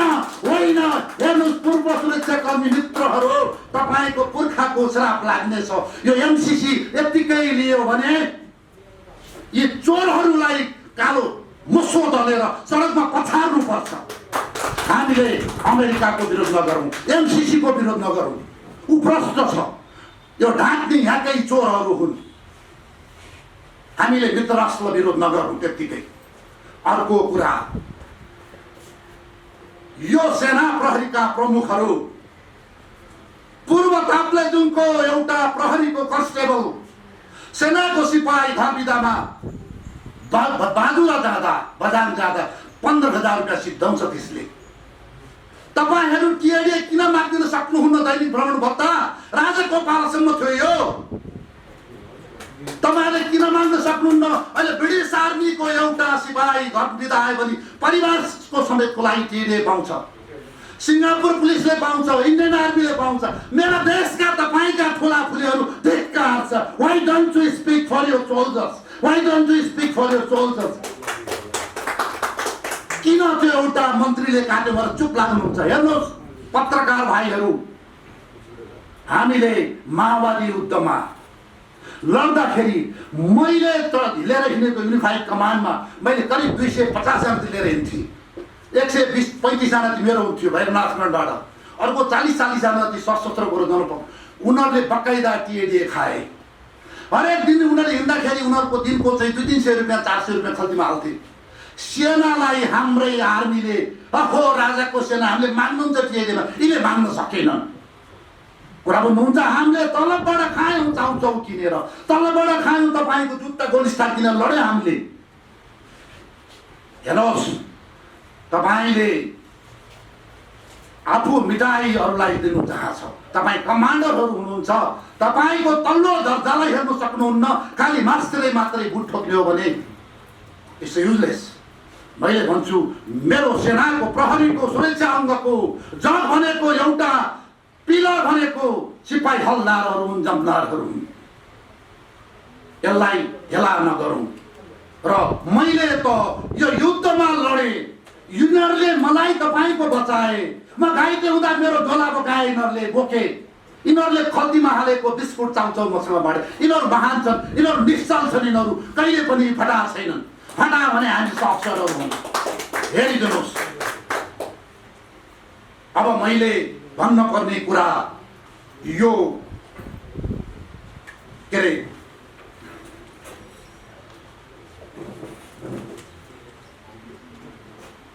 पेन्सनको कुरा हेमगिरीजीले भन्नुभयो। हेर्नुहोस्, यो देशमा युएनडीपीमा जागिर खाएर आउनेहरू, एसियन ब्याङ्कमा जागिर खाएर आउनेहरू, वर्ल्ड ब्याङ्कमा जागिर खाएर आउनेहरू हेर्नुहोस् को डाक्टर रामचरण महतो के खड्का तपाईँको त्यो अहिले के खतेडा, यी सबै तपाईँका विदेशी पपेट दलालहरू हुन्। यिनीहरूले सेनाको प्रहरीको बिदाका पैसा काटे, टिएडीए काटे। हुँदा यो 47 सालमा त सेकेन्ड अफ डलर तपाईँ सुब्बा बनाइदियो। यिनीहरूलाई देशको माया छैन। यिनीहरूको हातमा तपाईँको ग्रिन कार्ड छ। भोलि अफगानिस्तान जस्तो यहाँ भाग्नु पर्यो भने यिनीहरू उडेर जान्छन्। यिनीहरूले हेर्नुहोस्, अहिले यही टोलीले हाम्रो पेन्सन यो युवराज खतेडा भन्ने जस्तो एउटा पपेट यो देश मार अहिले राजदूत छ अमेरिकाको। यस्तै चोरहरूले हो यो देशमा राजदूत हुने। हामीलाई पेन्सन चाहिँ के हामी तपाईँको एउटा ग्रुप फोर कम्पनीको हामी एउटा कामदार हौँ के? यसरी हेला म सिभिल कर्मचारीको सम्मान गर्छु। उनीहरूलाई नियमले, कानुनले, संविधानले दिएको जे छ त्यही गर्नुभएको छ। यसलाई अपवाद के अरे यसलाई तपाईँ अन्यथा नलिनु होला। तर मित्रहरू, एउटा प्रहरीले, एउटा सिपाहीले, सिपाही भन्नाले तलदेखि माथिसम्म यो पेसा हो। नेपाली सेनाले सिपाही भनी पद राख्यो, यो गल्ती हो। सिपाही भनेको प्रोफेसन हो। यो पेसा हो यो भन्दा एक दिनमा 24 घण्टा स्ट्यान्ड बाई बस्नुपर्छ। बिहान 4 बजेदेखि बेलुका 11 बजेसम्म हुन्छ, अवसर पनि हुन्छ तर अलिक कम हुन्छ भन्दा एउटा सिभिल कर्मचारीले दिनमा 10-5 गर्दाखेरि कति 5-6 घण्टा पनि काम गर्दैनन्। उहाँको नियम अनुसार एउटा सिपाहीले प्रहरीले 24 घण्टा गर्छ। एउटा तपाईको सिभिल कर्मचारीले 3 वर्ष गरेको काम एउटा आर्मी प्रहरीले 1 वर्षमा गर्छ। सो द्याट उनलाई 16 वर्षमा पेन्सन जानलाई एउटा इलिजिबल के भन्छ एउटा योग्य ठहराइन्छ। संसारभरिको आर्मीको उनलाई स्पेसल भत्ता छ, उसलाई स्पेसल तलब छ। हेर्नुहोस्, इन्डियन आर्मीको जमदारको भन्दा मेरो देशको कर्नेलको तलब कम छ, मेरो देशको कर्नेलको सुविधा हो। हामी जागिरको लागि आएका छौँ यहाँ। त्यो भएको हुनाले हामीले माग्न नसकेको हो यो चिजहरू। हामी आम संसारबाट हामी यो कुरा हामी पीडा व्यक्त गर्न चाहन्छौँ।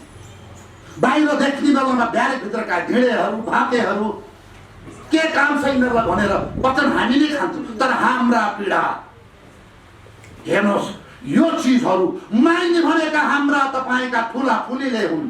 किन माग्दैनन्, किन माग्दैनन्? फेरि पनि भन्छु, यो बहालवालाहरूको लागि हामी माग्दिँदैछौँ। हामीले संसार देख्यौँ, संसारको हेरेर आयौँ। सेना प्रहरी मेरो देशमा जागिर खानको लागि मात्रै मैले भने एउटा हलदार, एउटा जमदार, एउटा सिपाही त्यसको 16 वर्ष 14-15 वर्षको नोकरी भरि 2 पैसा खल्तीमा हुँदैन, घर पाल्नुपर्छ। त्यो सम्झेको उसमा 0 हुन्छ। आज राजीनामा पास भएको छ, ऊ भोलि खाडी पुग्नु परेको छ। हेर्नुहोस्, ऊ त्यही मर्छ। बाध्यता छ। किन भयो मेरो देशमा यस्तो तपाईँको एउटा विभेदता? यो देशको सरकारले पनि किन हेर्दैन? यो पत्रकारहरू तपाईँहरू गोर्खाली सेना, गोर्खाली सेना, गोर्खे सेना यी भन्ने मात्र छ यो देशमा। यो एउटा संस्था बलियो छ। यसलाई ढाल्नको लागि यहाँका तपाईँको खाओवादी, माओवादी, काङ्ग्रेसवादी सबैवादी लागिसके। यहाँनिर हेर्नुहोस्, जसले त्यहाँभित्र पनि केही छन् देशभक्त मान्छेहरू, जसले विदेशीका यो युरो र डलर खाएका छन्, भारू खाएका छन्। यिनीहरूलाई यो संस्था ढाल्न पाइयो भने अब यहाँ हिँड्को लाग्छ। विदेशीको तपाईँको यहाँ एउटा क्रिस्चियनिटी ल्याउन, म क्रिस्चियन धर्मलाई सम्मान गर्छु। तब जब धर्मले राजनीति गर्छ त्यो गोबर बराबर हुन्छ। फेरि धर्म भनेको धर्मको ठाउँमा हुनुपर्छ। कुरा बुझ्नुहुन्छ? मेरो देशमा जुन धर्म आएर विदेशी धर्मले राजनीति गर्न खोज्छ भने त्यो धर्म कदापि हुँदैन। त्यसलाई तपाईँको ठोकिन्छ, लात हालिन्छ, तपाईँको कालो मसो चलिन्छ। कुनै पनि मुस्लिम धर्म, हिन्दू धर्म, कुनै धर्मले राजनीति गर्न पाउँदैन। त्यतिखेरसम्म हामी धर्मगुरु भन्छौँ, धर्म भन्छौँ, जबसम्मले राजनीति गर्दैन। हो, मेरो देशमा सेना प्रहरीका निशानहरू, गणगुल्माका नामहरू, त्यहाँभित्र मनाइने चाल पर्वहरू हिन्दू धर्म, तपाईँको सनातन धर्ममा आधारित छन्। यो एउटा संस्थालाई ढाल्न पाइयो भने, यो एउटा संस्थाहरूले धर्म मान्दिएको हुनाले यिनीहरूलाई घाँडो भएको छ। युरोपियन युनियनलाई, अमेरिकनलाई घाँडो भएको छ। हेर्नुहोस्, सशस्त्र प्रहरीको मलाई लाग्छ पत्रिकामा पढेको हुँ, गणगुल्लकको नाम यिनीहरूले चेन्ज गर्नलाई के अरे बादलको गृहमन्त्री पालामा मैले पढेको मैले लाग्छ। आई थिङ्क राष्ट्रपतिले उहाँले रोक्नुभयो भने मैले सुनि भन्दा। हेर्नुहोस् मित्रहरू, यो फटा कम्युनिस्टहरूले भनेको धर्म भनेको अफिम कहिले होइन। नेपालको राष्ट्रिय सुरक्षाको खतरा भनेको कम्युनिजम हो। यो कम्युनिस्टहरू निर्मूल हुनुपर्छ। किन हुनुपर्छ? झुट्टा सपना बाँड्ने, 17,000 मान्छे मारेर बुहारीलाई तपाईँको महारानी बनाउने, छोरीलाई बढी महारानी बनाउने, तपाईँको ससुराली तपाईँको कोखहरूलाई के बनाउने। हेर्नुहोस् त यिनीहरूले ल्याएको तपाईँको सपना, यिनीहरूले गरेको अत्याचार, यिनीहरूले गरेको भ्रष्टाचारले मेरो देश डुब्यो। मेरो देशको अहिले जन्मेको तपाईँको बच्चाको थाप्लोमा 50-55 हजार रुपियाँको ऋण छ। हेर्नुहोस्, कम्युनिस्टले झुट्टा सपना देखाउँदा देखाउँदा देखाउँदा, युद्ध गराउँदा गराउँदा यो देश कहाँ पुग्यो? राष्ट्रिय सुरक्षाको सबैभन्दा ठुलो चुनौती यी कम्युनिजम हो। संसारभरिको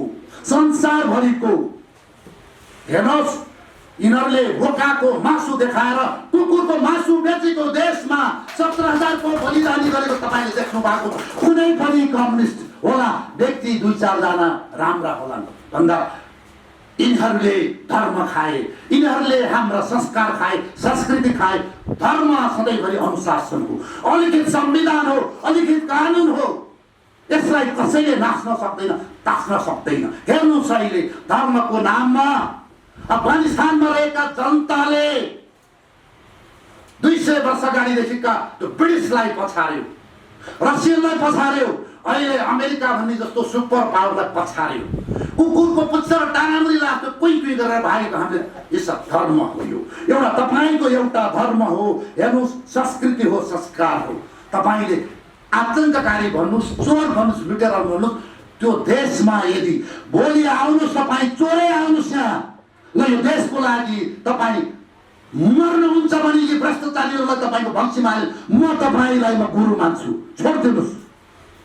यस्ता चोरहरूले जनताको नाम भनेर गुलाम खाने चोरहरूलाई भन्दा देश बचाउने तिनीहरू सपुत हुन् र यो सब धर्मले गरेको हो। र म अफगानी तालिबान केवाललाई भन्छु, हत्या हिंसा बन्द गर्नुपर्छ, महिलाहरूलाई तपाईँको अधिकार दिनुपर्छ, एउटा कानुनी राज्यमा आउनुपर्छ र एसियामा, साउथ एसियामा एउटा नमुना मुलुक उनीहरूले देखाउनै पर्छ। हेर्नुहोस् यो देशमा पनि अति गरे भने एक मुठी तपाईँका पश्चिमाका क्रिस्चियनका पैसा खानेहरूले यहाँ हाम्रो 80-85% तपाईँले सनातन धर्म लम्बीमाथि घोडा चढ्छन् भने भोलिको दिनमा यिनका तपाईँका यिनका लेखक, यी नेता, यी कार्यकर्ताहरूका हामी एक छोड्ने छैनौँ। सबैभन्दा यहाँ बदमासी गर्ने त्यतिखेरको संविधान बनाउने सभामुख फटा नम्बर 1 सुभाष चन्द्र नेमाङ।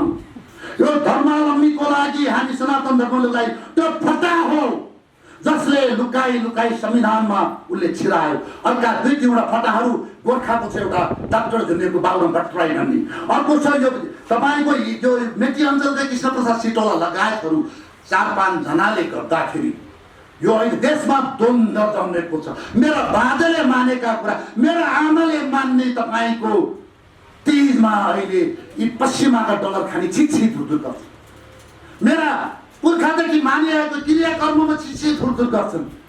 गोर्खाली के को गोर्खाली किन होइन? गोर्खाली सब्रान जसका बे उसलाई देखाउन नदिए। अहिले हेर्नुहोस् पृथ्वीनारायण शाहलाई कति हेला गर्छन्। यो प्रदेश नम्बर 2 मा योभन्दा अगाडिको तपाईँको प्रमुख डाक्टर राजेश राजले पृथ्वीनारायण शाहको फोटो राखे। अहिले गएको काङ्ग्रेसको एउटा टट्टु, त्यो प्रदेश नम्बर 2 को टट्टु, त्यसको नाम हरिशङ्कर मिश्र, त्यो राज्य प्रमुख, त्यसले फ्यालिदियो। हेर्नुहोस् त्यहाँको जनकपुरको राम मन्दिर, त्यहाँको विजयको प्रतीक बडागाजी अमर सिंह थापाले बनाएका हुन्। त्यो विजय भइसकेपछि त्यो निशानी त्यहाँ छ, होइन भनेदेखि यतिखेर त्यो ब्रिटिसको हातमा गइसक्यो। यस्ता गुणकाराहरू भारतीयलाई नेपाली बनाउने तपाईँको पटक पटक यो नेपाली काङ्ग्रेसको इतिहास। तपाईँहरू यहाँ हुनुहुन्छ, म कुनै पार्टीको होइन, यसको मतलब राजाले मात्रै राम्रो गर्यो भने त्यसमा पनि गल्ती भएका छन्। सबैभन्दा चोरी काम र ठुलो गल्ती गरेका नेपालका कम्युनिस्टहरू हुन्। 2-4 जना छन् व्यक्तिहरू, तिनका चरित्र राम्रा छन्। र यसरी अहिले हाम्रो देशमा चुच्चे, थेप्चे, लेप्टे, चेप्चे, जनजाति, के जाति, आदिवासी राजनीति नीतिबाट भन्नुहुन्छ। यो माओवादीले भाषण गर्नुहुन्छ। यो विज्ञ राष्ट्रसँग को आदिवासी, को जनजाति, को आर्य, को खसी। हेर्नुहोस् सधैँभरि यो चिजहरू एन्थ्रोपोलोजिस्ट, समाजशास्त्रीहरू यिनीहरू बसेर निर्कुल हुन्छ। माओवादीले बन्दुकको 17,000 मार्ने बेला घोषणा गरिदिएको सबैले जनजाति, सबै तपाईँको हाल। हेर्नुहोस् यसरी अहिले जुन हामी बिचमा एउटा जमेको पानी जस्तो हाम्रो पोखरी जस्तो देशलाई यी फटा कम्युनिस्टहरूले, म फटाएको तपाईँको उदाहरण दिन्छु। के भन्नु, तपाईँको घरमा रेला आयो, तपाईँको घरमा ग्यास आयो, तपाईँको घरमा के आयो? हेर्नुहोस् त योभन्दा अगाडिको प्रधानमन्त्री फेरि फटाइ गर्यो। 17,000 मार्नेले के चाहिँ गर्यो, कति फटाइ गर्यो। हेर्नुहोस् र त्यसमा काङ्ग्रेस झनै फटा भइरहेको छ भन्दाखेरि यो चिजहरू हामी बुझौँ। तपाईँको धर्म, तपाईँको संस्कृति, तपाईँको आमाले मानेको चाड, उहाँको बाउले गरेको चाड हामी किन मान्ने? तराईको माने तपाईँको छठ पर्वमा हामी पहाडीले मानौँ। तपाईँको चाहिँ राई लिम्बूले चाहिँ धान नाचेर चाहिँ हामी गर भइरहेको छ नि त। सबै मिलेर गरौँ, एउटा फुल हो यो देशमा फुल्ने भन्दा। अहिले यसरी जुन यत्रो देश नेपाललाई 7 प्रदेश देख्नु भएको छ अहिले प्रदेशमा। अहिले कति भ्रष्टाचारहरू 1 करोडको गाडी चढाउनु नियम लिन पाउनु 3-4 करोड भन्दा। यो चिजहरू कसले बोल्दिने? यो चिजहरूलाई एउटा तपाईँको ब्राकेटिङ भनेको तपाईँको डोड्याएर एउटा राइट ट्र्याकमा ल्याउन सक्थ्यो। नेपालका 2टा प्रहरी राष्ट्रिय अनुसन्धान विभाग र नेपाली सेनाले सक्थ्यो।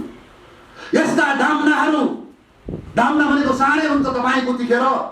त्यो 13 दिनको काममा त्यो दान गरेपछि डामेर त्यो साँडेर छोडिन्थ्यो, किनभने त्यसलाई काट्न मार्नलबाट वञ्चित गर्नको लागि भन्दा यी डामेका साँडेहरूलाई कमसेकम तराई टुक्राउँछु भनेर डुक्कर हिन्दीलाई सलाम गरेर ल्याएर यहाँ तपाईँको यहाँ नमस्कार गर्यो। गोली ठोक्नुपर्छ, राज्य कहिले टुकाउन पाइँदैन, र तपाईँको एजेन्डा हुँदैन। राज्य टुकाउँछु भनेर कोही पनि नेता हुँदैन, यस्तो चिजमा बोल्दैन।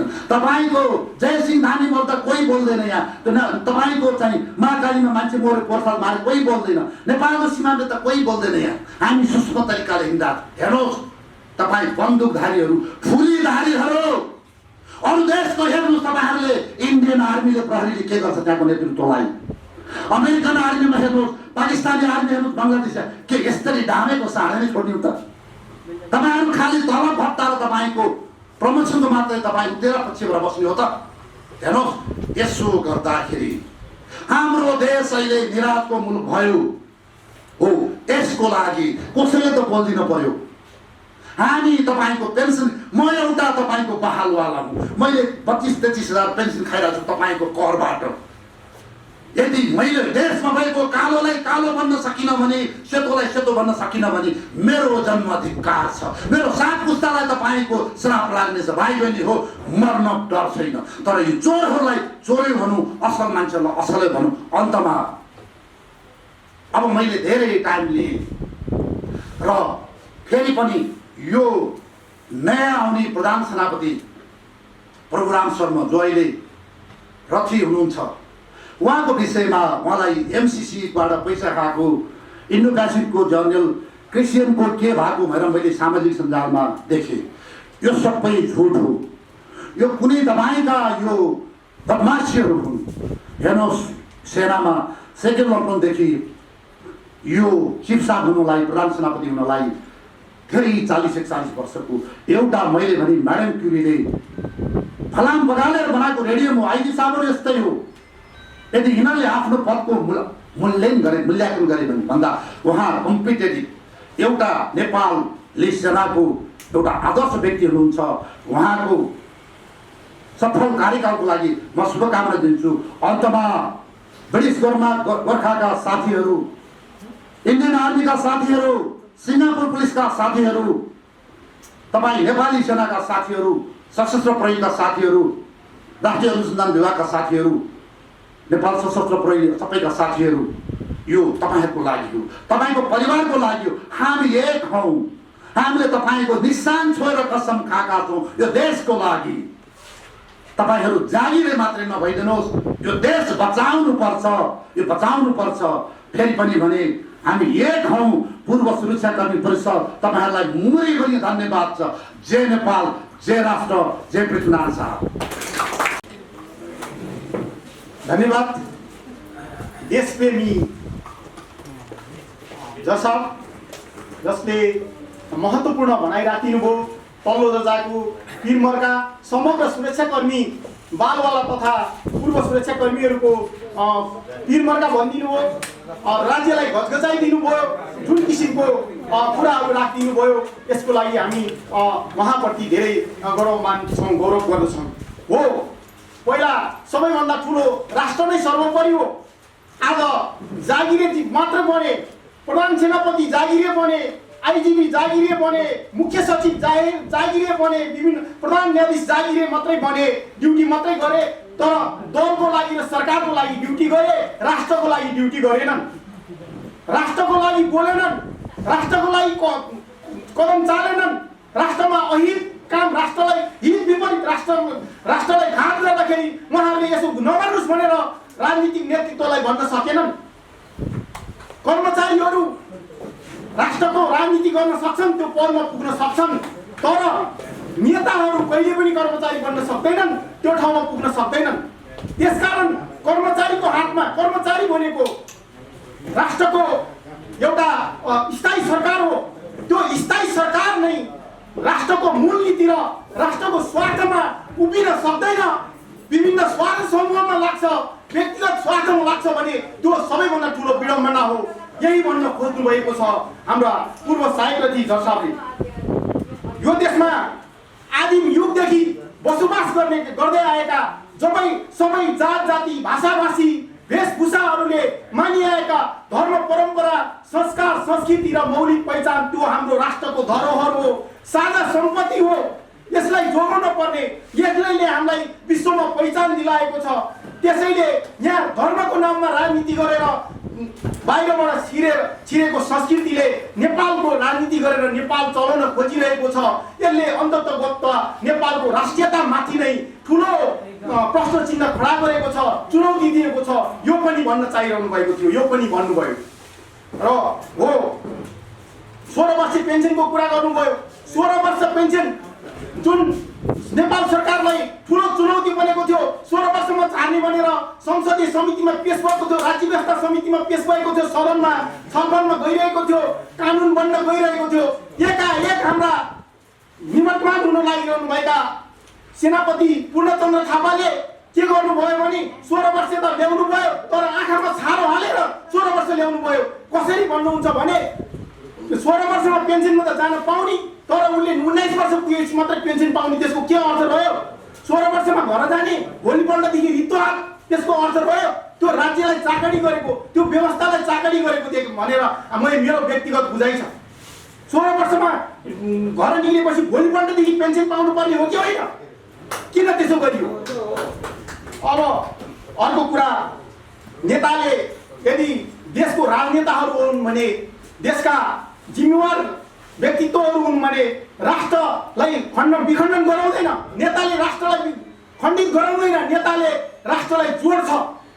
तर विडम्बना हाम्रो मुलुकमा नेताले र दलले राष्ट्र विखण्डन गरेको छ, यो पनि भन्नुभयो। त्यसैले उहाँलाई मुरी धन्यवाद दिन चाहन्छु।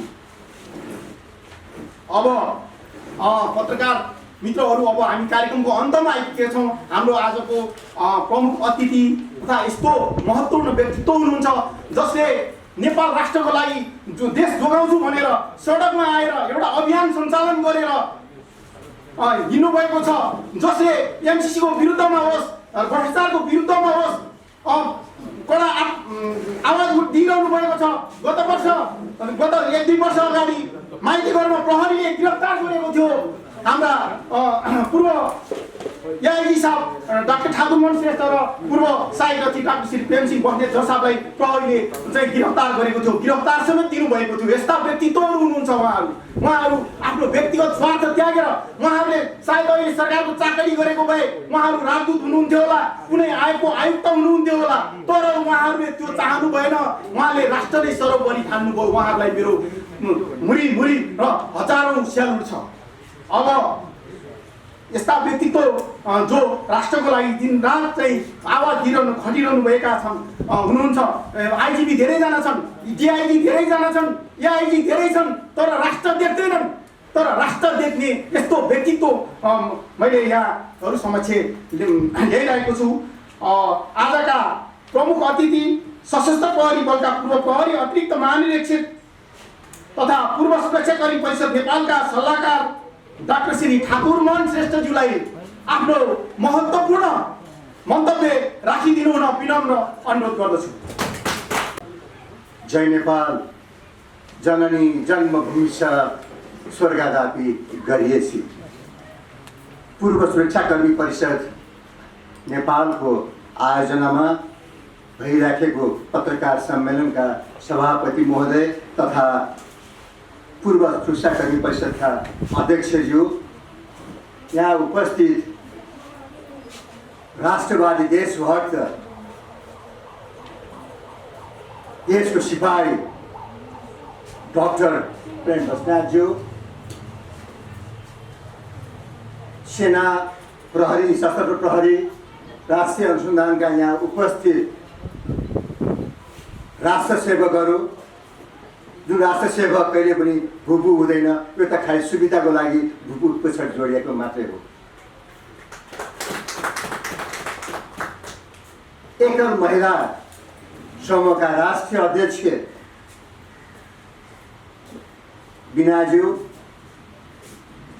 द्वन्द्व पीडित को प्रतिनिधित्व गर्नुहुने अध्यक्ष राम हिरामणिज्यू र विशेष गरेर आज हाम्रो कार्यक्रमको विशिष्ट व्यक्तित्वहरू यहाँसम्म अहिलेसम्म चाहिँ आफ्ना साधन समय र स्रोतलाई प्रयोग गरेर हाम्रा अनुरोध अपिलहरू हाम्रा यी विज्ञप्तिहरू देश विदेशमा पुर्याउनको लागि आइदिनुभएका विभिन्न ठुला साना होइन दैनिक साप्ताहिक अथवा युट्युबका विभिन्न सञ्चारकर्मी पत्रकार साथीहरू र उपस्थित हाम्रा यहाँ पुच्छर जोडिएको तर पक्का सच्चा राष्ट्रवादी साथीहरू, यहाँलाई मेरो व्यक्तिगत र सबै हाम्रो चाहिँ सल्लाहकार समूहको तर्फबाट र मेरो व्यक्तिगत तर्फबाट साथै नेपाल नागरिक अभियानको तर्फबाट यहाँलाई हार्दिक अभिवादन नमन गर्दछु।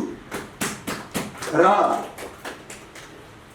पूर्व सुरक्षाकर्मी परिषदले राष्ट्रको कार्यकारी अधिकार लिएका सम्माननीय प्रधानमन्त्रीज्यू जसले म प्रजातन्त्रको चाहिँ नेता हो भन्नुहुन्छ, अब के गर्नुहुन्छ उहाँलाई हेर्दैछौँ हामीले, उहाँलाई हामीले गुहारेका छौँ। अथवा राष्ट्रको अभिभावकको रूपमा रहनुभएका कार्यकारी अधिकार लिनुभएका प्रजातन्त्रको नाममा आउनुभएका पछि बदलिएर विभिन्न फ्युजनको आधारमा जोडतोड गरेर प्रधानमन्त्री बन्नुभएको छ। तैपनि उहाँलाई हामीले देशको कानुन मान्नुपर्ने, हामी चाहिँ सधैँ कानुन मान्छौँ। यो कानुन मान्ने क्रममा उहाँलाई हामीले अनुरोध मात्र गरे हौँ। यदि उहाँले मान्दैन भने जनता कहाँ जानेछौँ, जनताले निर्णय गर्नुहुनेछ। जनताबाट पाएको सुविधा, जनताबाट पाएका सम्मान, जनताबाट पाएका हक-हितको प्रयोग हामी गर्नेछौँ। यहाँ पूर्ववक्ता देशभक्त राष्ट्रवादी साथीहरूले स्पष्ट कुरा राखिसक्नुभएको छ। त्यो 19वटा बुँदामा, त्यो 19वटा महाभारतको लडाइँको दिन सम्झिदिनुहोस्। हामी चाहिँ आदर्शको चाहिँ लडाइँमा चाहिँ जाँदैछौँ। हामी बन्दुक बोकेर होइन, हामीले 5वटा खण्डका चाहिँ कुरा त्यहाँ ल्याएका देखेको छु। मेरा अनुभवले पनि नीतिगत कुरा ल्याएका छौँ। केवल हामीलाई पूर्व सुरक्षाकर्मीलाई सुविधा चाहिन्छ भन्ने त आवाज देख्यो होला।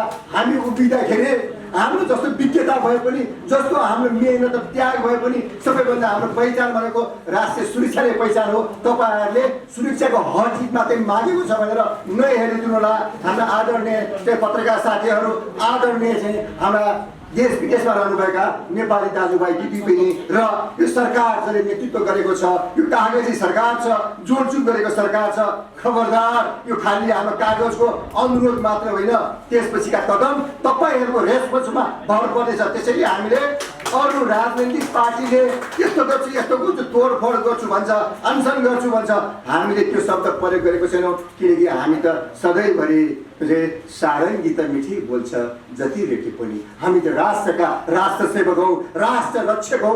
हामी चाहिँ सदाका लागि चाहिँ हामी सिपाही हौ। तपाईँहरूले सुविधा दिँदाखेरि मात्रै बुकु अथवा अवकाश प्राप्त जोडिदिएको मात्रै हो। पहिलो हाम्रो माग छ नीतिगत माग। 19 दिनको यो त्यही महाभारतलाई सम्झेर राखेका छौँ। त्यही नीतिगत कुराहरू छ। समानता, हक, अधिकार, सम्मानका कुराहरू छन्। तपाईँहरूलाई हो यो सरकारले गरोस् न। किन बजाइराखेको छ सुविधामा?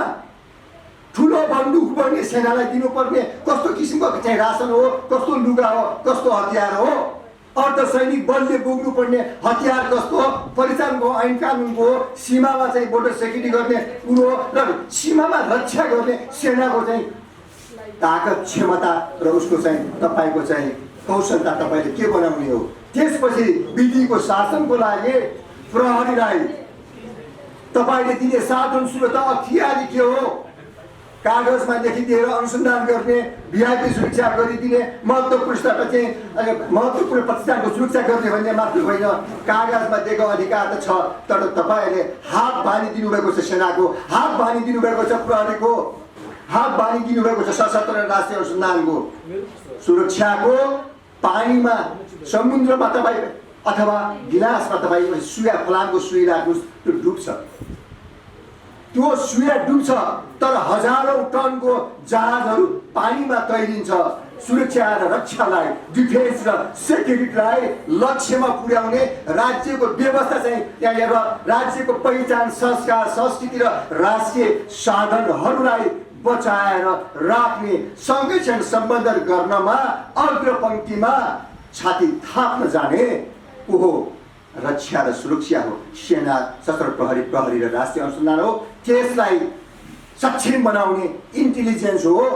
कागजको आधारमा गिरोबाट लगेर चाहिँ तपाईँहरूले प्रधानमन्त्रीको चाहिँ आफ्नो चाहिँ प्रत्यक्ष इन्जिनमा राख्नुभयो, राम्रो गर्नुभयो, ठिक छ। त्यो देशको प्रधानमन्त्री यहाँ गयो, तर देशको प्रधानमन्त्रीको नजिकमा रहेर के प्रगति हो, साधन स्रोत क्या अथवा इन्टेलिजेन्स बेस्ड डिफेन्सको के आयो, इन्टेलिजेन्स बेस्ड पुलिसिङमा के आयो, यो कुराहरू मैले किन यहाँ उठाउन खोजेको भन्दाखेरि अहिले यहाँ आउनुभएका सञ्चारप्रिय सञ्चारकार आदरणीय युवा शक्तिहरू देखेको छु सञ्चारकर्मीमा। ठुला ठुला क्यामेरा यसै हेर्दाखेरि मैले चस्मा नलाएर हो कि छैन, ठुला ठुला क्यामेरा देखेको छैन, तर जनतालाई घर घरमा पुर्याउने अहिले चाहिँ ठुला ठुला आएर कसैबाट सञ्चालित सञ्चार र त्यहाँ पत्र पत्रिकालाई च्यालेन्ज दिने युवाहरू यहाँ देखेको छु, धेरै देखेको छु। 20-25 तपाईँको क्यामेरा देखेको छु, तर ठुलो क्यामेरा, महँगो क्यामेरा देखाएको छैन। ठुला ठुला यत्रा नाम भएका सञ्चालित सञ्चार र पत्रकारको चाहिँ यहाँ चाहिँ मैले यसै हेर्दाखेरि कम छ। आउनुभएको छ भने मलाई क्षमा गर्नुहोला, नआए पनि हाम्रो सुनेर तपाईँले देश विदेशको पुगाइदिनु होला। नीतिगत कुराहरूले गर्दाखेरि हामीले हक मागेका छौँ।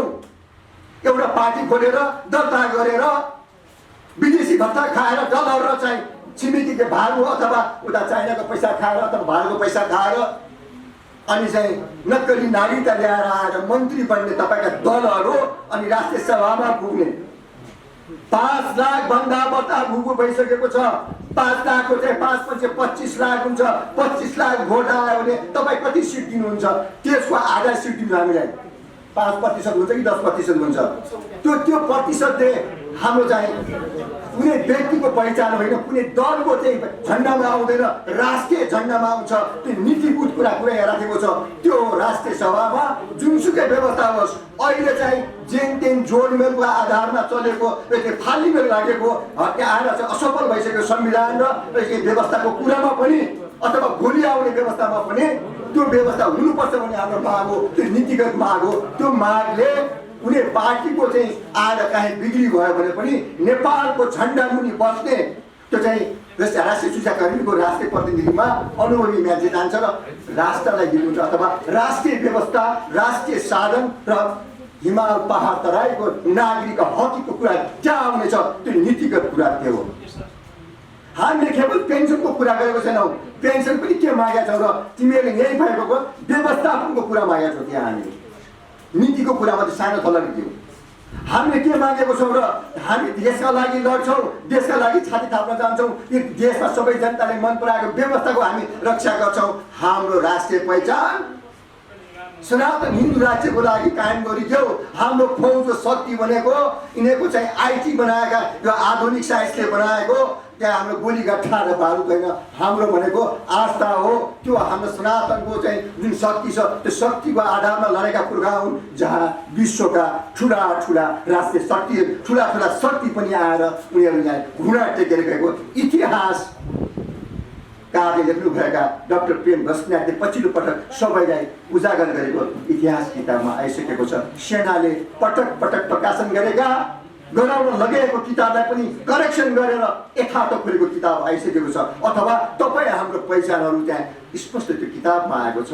त्यसलाई सँगैसँग गरौँ। त्यो साझा दस्तावेज हो, साझा पहिचान हो, 4 जात 36 वर्णको पहिचान हो। हाम्रा युवाहरू जो 52 सालपछि जन्मिने भयो, तपाईँलाई पढाइएको छ नयाँ नेपालको लागि चाहिँ आएर चाहिँ त्यो के पर्सेन्टे भन्ने छ। त्यो पर्सेन्टे भन्ने को थियो? कहाँको मुसा हो? पहिला ठुलो होला सम्झेको थिए, फरक त्यति हो। पछि गएर यति बेलाको राज संस्थाले अहिले चाहिँ जनता नमार भन्ने राज संस्था थियो। जाउ बाटामा जाउ भन्थ्यो। त्यो राज संस्था फाल्ने त्यही मुसे झुसे त्यही हो। चाहिँ आएर बाहिर गएर डलर पनि खाए, भाडु पनि खाए। आएर कि भारतमा विवाहित भएको छोरीलाई ल्याएर आएर चाहिँ अहिले यहाँ चाहिँ आएर चाहिँ मेल पनि बनाइसके कि त्यसैको लागि 17,000 नेपाली मार्न लगाएको हो। मैले अहिलेको चाहिँ यो मौका छपेर भन्छु, हामी हाम्रा द्वन्द्व पीडितको हक हित र हामी पीडक होइनौँ भनेर मात्रै हामी आएका छैनौँ। हामी चाहिँ त्यो माओवादीमा रहेका, माओवादीको नामबाट लडेको नयाँ नेपालका लागि लडेका ती नेपाली दाजुभाइहरू माओवादीको नामबाट लडाइए, हामीलाई सरकारको तर्फबाट लडाइए, यिनै देउबा हुन्। यिनै ती कोइराला त मरेर गए होइन, हलदार साहब कोइराला मरेर गए। हाम्रो हलदारले त त्यसको लागि चाहिँ आएर छाती थापेर आएको। ती राजनीतिक आएर बेचुवा हलदार हुन्, देश बेचुवा देशघाती हलदार हुन्। हाम्रो हलदारले त बन्दुक राष्ट्रको झन्डा बोकेर गएको छ जङ्गल र सहरमा हुन्छ। त्यसैले हामी चाहिँ तिनीहरूलाई नीतिगत कुरामा द्वन्द्व पीडित, सबै द्वन्द्व पीडित त्यति बेलाको चाहिँ नेपालीलाई लडाएर जुन मार्न लगाए, त्यो लडाउने मान्छेहरूलाई देखाइदिउँ। लडाउने यही शेरबहादुर देउबा हुन्, यही लडाउने आएर त्यो टेपी ओले हुन्, यही लडाउने माधव कुमार नेपाल हुन्, जो चाहिँ आएर चाहिँ तपाईँको घोरी वाइनका चाहिँ के हुन्छ ती चाहिँ पास्टर हुन्, त्यही सभामुख हुन्। जनजातिको नामबाट चाहिँ सिट लिएर अगाडि बढ्ने सुविधा दिने अनि आएर सबैलाई धर्म चाहिँ युद्धको लागि चाहिँ पास्टर भएर भूमिका खेल्ने पूर्व वक्ता धेरै साथीहरूले कुरा उजागर गर्नुभएको छ। मैले यहाँ स्मरण गर्न खोजेको नीति र व्यवस्थापन हो। यो देशमा चाहिँ पात्र प्रवृत्ति त्यही भयो। 7 सालमा जनता र राजा लडेर आएको कुराहरू त्यही आएर चाहिँ बदमास नेताहरू बिग्रिने दलाल भएर मूल्यहीन राजनीति भएको हुनाले राष्ट्रिय एकताका प्रत्येक राजसत्ताका राजा महेन्द्रले त्यहाँ कब्जा गर्नु परेको दिन थियो। त्यो दिनलाई मैले पनि पढ्छु, मैले पनि देखेको थिएन। तपाईँहरूले धेरै कान्छो पनि हुनुहुन्छ, तपाईँले त चाहिँ 52 सालमा जन्मेको 50 सालमा जन्मेको धेरै हुनुहुन्छ। हामी यता चाहिँ अलिक चाहिँ पहिला जन्मेका छौँ, यता अगाडि बस्ने। यो अर्थमा चाहिँ के भन्दाखेरि त्यो बेलामा पनि अहिलेको त्यति बेलाको दुःख भन्दा, त्यति बेलाको च्यालेन्ज भन्दा सुरक्षा र देशको पहिचानमा अहिले त्यहाँ आएको छ। पहिला छिमेकी देश भारत र चाइनालाई दोष दिन्थे भने अहिले सीमा पारका र शक्तिहरू पनि नेपालमा आएको छ। यो भूमिकाबाट मैले भन्न खोजेको नेपाल सानो छैन, ठुला राक्षसको बिचमा बस्दाखेरि मात्रै सानो देखिएको हो। भू राजनीतिको आधारमा, स्वतन्त्र राज्यको आधारमा साउथ एसियामा सबैभन्दा पुरानो र पहिलो स्वतन्त्र राष्ट्र हो। हाम्रो झन्डाले चाहिँ अहिले स्वतन्त्रता दिवस आजसम्म मनाउनु परेको छैन। मनाउनु पर्ने दिनलाई हामी चाहिँ आउन दिने छैनौँ। यही कुराको लागि हामी पेन्सन मात्रै माग्न आएका हौँ। पेन्सन माग्दाखेरि अब हामी तपाईँले माग्नुपर्छ, प्रधानमन्त्रीज्यू हामीलाई दिनुहोस्, तपाईँले 1 रयाड 1 पेन्सन दिनुहोस्, 1 रयाड 1 पेन्सन दिनुहोस्। मोदीको सरकारले दिएको छ, तपाईँ मोदीको सरकारसँग हात मिलाएर आएर यहाँ प्रधानमन्त्री हुनुभएको छ। मोदीको सरकारले उहाँ भोट बनाउने हिन्दू राज्यको चाहिँ हिन्दू र संस्कारको कुरा मन्दिर गुम्बामा जानुहुन्छ। तपाईहरू यहाँ आएर चाहिँ अब आउने चुनावमा भोट बनाउन र जनतालाई छुट्याउनको लागि अनि सुन चढाई तपाईँ जानुहुन्छ। त्यो धोका नदिनुहोस्, हामीलाई लालीपपमा नबुलाउनुहोस्। यी कुराहरू गर्दा गर्दै म प्रहरीमा सेवा गरेर सशस्त्र प्रहरीमा आएको, सेनाको तालिम गरेको। अन्तिम डिफेन्स भनेको सेना हो। प्रहरी बिगाडे, गृह प्रशासन बिगाडे, रक्षा प्रशासनलाई बिगाड्न खोजे, बचेको चाहिँ सेना बनेको। पृथ्वीनारायण शाहको चाहिँ दूरदृष्टिबाट बनेको त्यही सेना हो। त्यही राखेको नाम गोर्खा सेना नाम राखेको हुन्छ, नेपाल सेना राखेको छ राम्रो छ। तर त्यो सेनालाई बिगार्नलाई त्यहाँका केही एउटा दुईटा व्यक्तिहरू जो लालची थिए त्यसलाई प्रयोग गरिए। अफगानिस्तानमा प्रयोग भएको जस्तै भएको भन्ने कुराहरू पटक पटक बोलिसकेको छु। तर त्यो यस्तो बलियो संस्था छ जहाँ चाहिँ आएर विभिन्न शक्तिपीठहरूले बसेको छ। ठुला त्यागी आएर थापा बस्नेत विभिन्न चाहिँ आएर त्यहाँ नेवारहरू पनि छन्, त्यहाँ आएर चाहिँ तराईको पनि छ, दलित पनि छ, सबै छ त्यहाँ पुगेको छ। अथवा हिमाल पहाड तराईको चाहिँ नेतृत्व गरेको र कालखण्डका साहसी व्यक्तिहरूले समुदायले बचाएको चाहिँ त्यो शान हो। त्यो शानमा पुरानो थापाको शान भएको चाहिँ प्रधान सेनापतिज्यूबाट ठुलो आशा गरेका थियौँ। उहाँले चाहिँ जागिरी बचाएर जानुभयो। तर सेनाको चाहिँ आन्तरिक व्यवस्थापन राम्रो गर्नुभएको छ। फरक त्यति हो, पेन्सनमा चाहिँ 16 वर्ष भनेर निर्णय गराउनु भयो, तर लागु हुने चाहिँ 19 वर्षमा चाहिँ लागु हुने गर्नुभयो। त्यो गद्दारी हो। 20 वर्षमा गर्ने काम गरेको छ। 20 वर्षमा 4 वर्ष कुद्नु पर्ने भयो। कागजमा 16 वर्षमा रिटायर हुन पाउने, पेन्सन पाउन 4 वर्ष कुद्नु पर्ने, त्यो गद्दारी हो। अथवा उहाँलाई चाहिँ काम गर्नको लागि गाह्रो पारेको होला, उहाँको बाध्यता होला। उहाँले फेरि भन्नुभएको छ सीमा सुरक्षाको लागि चाहिँ अब सीमा नियन्त्रण गर्नुपर्छ भनेर। उहाँ अहिले रिटायर भइसक्नु भएको छैन, बहालमा छ। हामीले मान्ने हो, हाम्रो आस्थाको के नेपालको झन्डा बचाउने अन्तिम डिफेन्स हो, हाम्रो प्रधान सेनापति हो। उहाँलाई हामी कहिले पनि हेगमा जान दिँदैनौँ। उहाँकै कार्यकालमा पनि आएर ओमिनी लगाएका विभिन्न टक्कापट्टाहरू भए। आज र हिजो मात्रै आएका पत्र पत्रिकामा आदरणीय जनताहरू, संसारका साथीहरू बुझिदिनुहोस्, हेरिदिनुहोस्। महालेखा परीक्षकको रिपोर्ट आएको छ। स्थानीय स्तरबाट भएका यो सङ्घीय यो चाहिँ आयातित व्यवस्थाले ल्याएका यो चाहिँ खर्चिलो व्यवस्थाहरू। एउटा रक्षा मन्त्री हुन्थ्यो, एउटा गृह मन्त्री हुन्थ्यो, अहिले हेर्नुहोस् त 7 प्रदेशमा गृह मन्त्री। एउटा राजाले चाहिँ एकताको प्रतीक गर्नुहुन्थ्यो, आज हेर्नुहोस् त आएर यहाँ आएर टोले राजाहरू भएका छन्। त्यसमा पनि आएर कोही गुन्डा, कोही तस्कर, कोही आएर कामै नलाग्ने, कोही एसम्यान भएर आएका छन्। जसले पृथ्वीनारायण शाहको इतिहास भुल्ने मान्छे मुख्यमन्त्री बन्छ भने त्यसको योग्यता के हो मैले भन्नै परेन। एउटा ऐराज नेपाली छोरा जसले अङ्गीकृत नागरिकताको लागि आवाज लिएर आएको छ, उहाँले पनि आएर 5 महिनामा चाहिँ बाहिर निस्किनु पर्यो। उहाँको हार होइन, यहाँको गद्दार आएर चाहिँ त्यो चाहिँ डार्क देश, यो नैतिकहीन सरकारको कारणले, नैतिकहीन असफल दलाल यो नेतृत्वको कारणले गर्दाखेरि उहाँले 5 महिनामा छोडेर आउनु भएको छ। तर उहाँको जित भएको छ। मैले चाहिँ मुक्त कण्ठले प्रशंसा गर्दछु। सरकार हामीले माग राखेका छौँ, राष्ट्र निर्माता बडा महाराजा पृथ्वीनारायण शाहको ठाउँमा त्यही सिंहदरबारमा ती जमिन र 75 जिल्लालाई 76 जिल्ला बनाएर तिमी शासन गर्दैछौ। नभुल, तिमीलाई अब इतिहासले दण्ड दिने बेला आएको छ। अझै पनि मौका छ। प्रत्येक कार्यालयमा बडा महाराजा पृथ्वीनारायण शाह सरकारको चाहिँ मूर्ति, दिव्य मूर्ति राखौँ, त्यसबाट केही सिकौँ। त्यो सिक्ने कुराहरू प्रशासन, रक्षा र छिमेकी राजनीति र कूटनीतिको कुरा पनि छ। मैले यहाँ स्मरण मात्र गर्न खोजेको छु। त्यसैले त्यो नीतिहरू आजसम्म पनि काम लाग्छ। राज्य सञ्चालन, प्रशासन सञ्चालन, विधिको शासन, व्यापार र छिमेकी सम्बन्धका लागि पनि।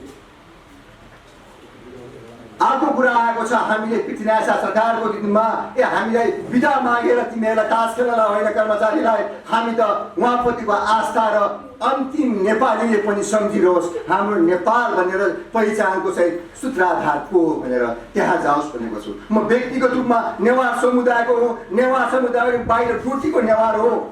मैले नेवार राजा माग्न आएको छैन, डोटीको राजा खस राजा माग्न आएको छैन। नेपालको राष्ट्रता, नेपालको हिन्दू राष्ट्र पहिचान हो। प्रजातन्त्र तिमीले ल्याइसक्यो हो 46 सालमा। किन थाल्यो बिपीको नीति? त्यो नीतिको कुरा पनि यहाँ आएको छ। हिन्दू राष्ट्रको पहिचान कायम गरिदियो भनेको भाषामा त्योमा आएको छ कि संवैधानिक राष्ट्र संस्था त्यसमै परिसकेको छ। हाम्रो माग त्यो पनि हो। आज अहिले चाहिँ सम्पूर्ण चाहिँ पूर्व चाहिँ बाँचेका पूर्व आइजिपी साहबहरूलाई, सशस्त्र प्रहरी र प्रहरी भाइ साहबहरूलाई र उच्च अधिकारीलाई उहाँ बोलाएर गृह मन्त्रालयमा डिनर खाएर अहिले पार्टी त्यहाँ चाहिँ छलफल भइरहेको छ। त्यो छलफललाई तपाईँ सञ्चारकर्मीले त्यहाँ पुगाइदिनु होला, मास मिडियाको मान्छे पुगाइदिनु होला। यो हाम्रो इन्फर्मेसन, यो हाम्रो जुन चाहिँ हो जो इन्फर्मेसन छ, जो हाम्रो यो इन्फर्मेसन हाम्रो अनुरोध अपिल हो, त्यो अपिलमा भूको आइजिपी साहब भएकाले दिनुभयो कि दिनु भएन, नदिएको भए हामीले तपाईँ फ्री अफ कस्टमा हाम्रो यो परिषदले पैसा तिरेर यहाँ आएर तपाईँलाई भनेको छ। हाम्रो समय र हाम्रो सञ्चारकर्मी साथीहरूलाई हामीले यहाँ गुहारेर तपाईँलाई फ्री अफ कस्टमा त्यो 1900 बुझाएर हाम्रो यहाँ आएर व्यक्त भएका देशभक्तिका भावना, त्यो कुनै बनावटी आवेश होइन। हाम्रो डाक्टर साहबले जोडले बोल्नुभयो होला, त्योभन्दा जोडला पनि तपाईँहरूलाई त्यो हाम्रो यथार्थ भावना हो। सत्य तितो हुन्छ, तितो औषधि हुन्छ। राजनीतिभन्दा माथि राष्ट्र हुन्छ। पोलिटिक्स भन्दा माथि हाम्रो nationality, sovereignty, beyond the diplomacy, beyond the politics, त्यो कुरा बुझिदिनुहोस्। फुली लगाएका आइसाबहरू तपाईँहरूले अब राज्यलाई भन्ने बेला आइसकेको छ।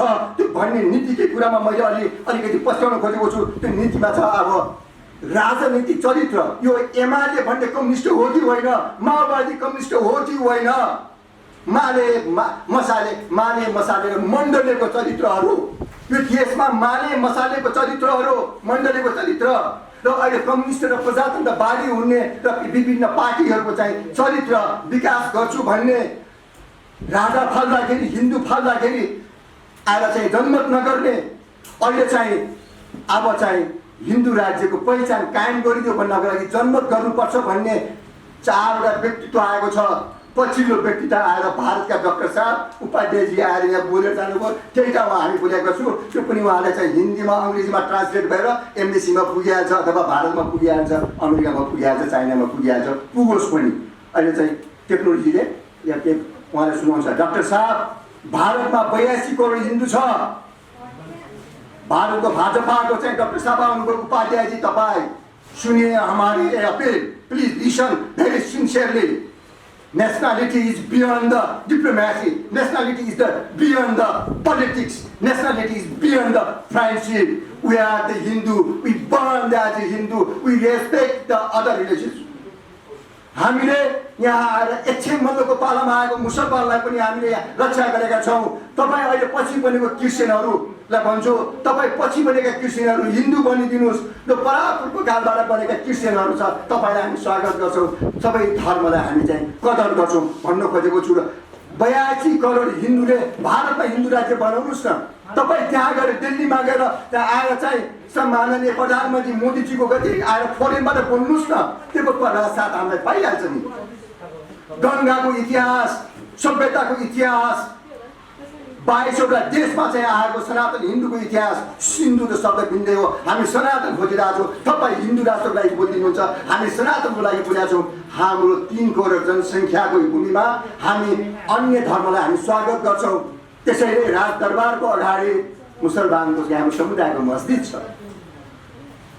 अहिले चाहिँ राजनीतिको नाममा, धर्मको नाममा राजनीति नगर भनेर डाक्टर बस्नेतले भनिसक्नु भएको छ। हामीले पटक पटक भनेको छु, तपाईँहरू चाहिँ आवाज उठाउनुहोस्, विकास गर्न आउनुहोस्।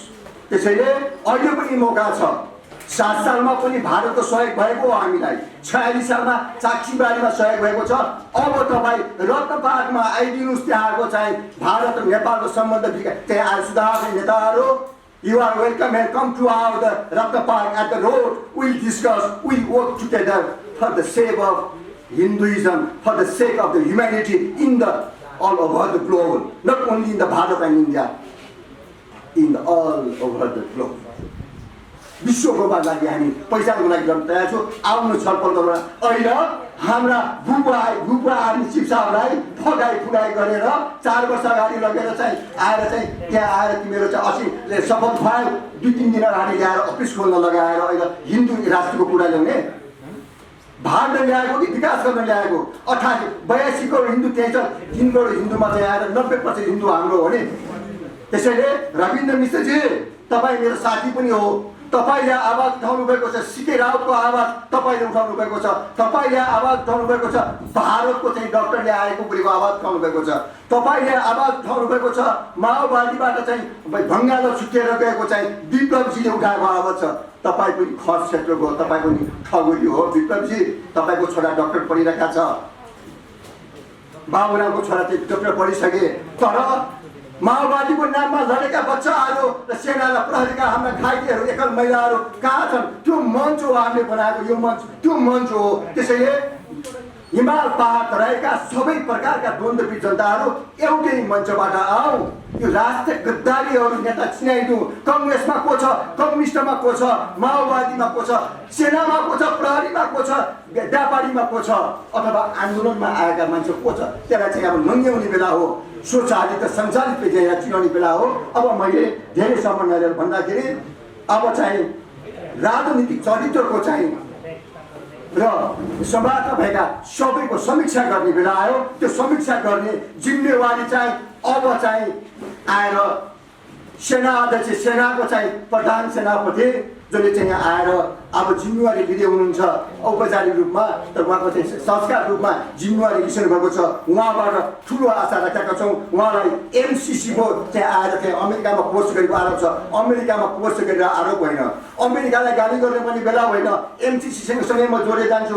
एमसिसीलाई हामीले स्वागत गर्नुको लागि विकासको बेला आऊ। पटक पटक भनेका छु लेख र भाषणमा र अनुरोधमा। एमसिसीलाई हामी स्वागत कति बेला गर्छौँ? विकासको लागि आउनुहोस्। तपाईँ नेपालको त्यति बेलाको काङ्ग्रेसको चाहिँ अर्थमन्त्रीले गएर हस्ताक्षर गरेको 1 महिनापछि त्यो एसिया पेसिफिकबाट नाम चेन्ज भएर आइपिएस भएको छ।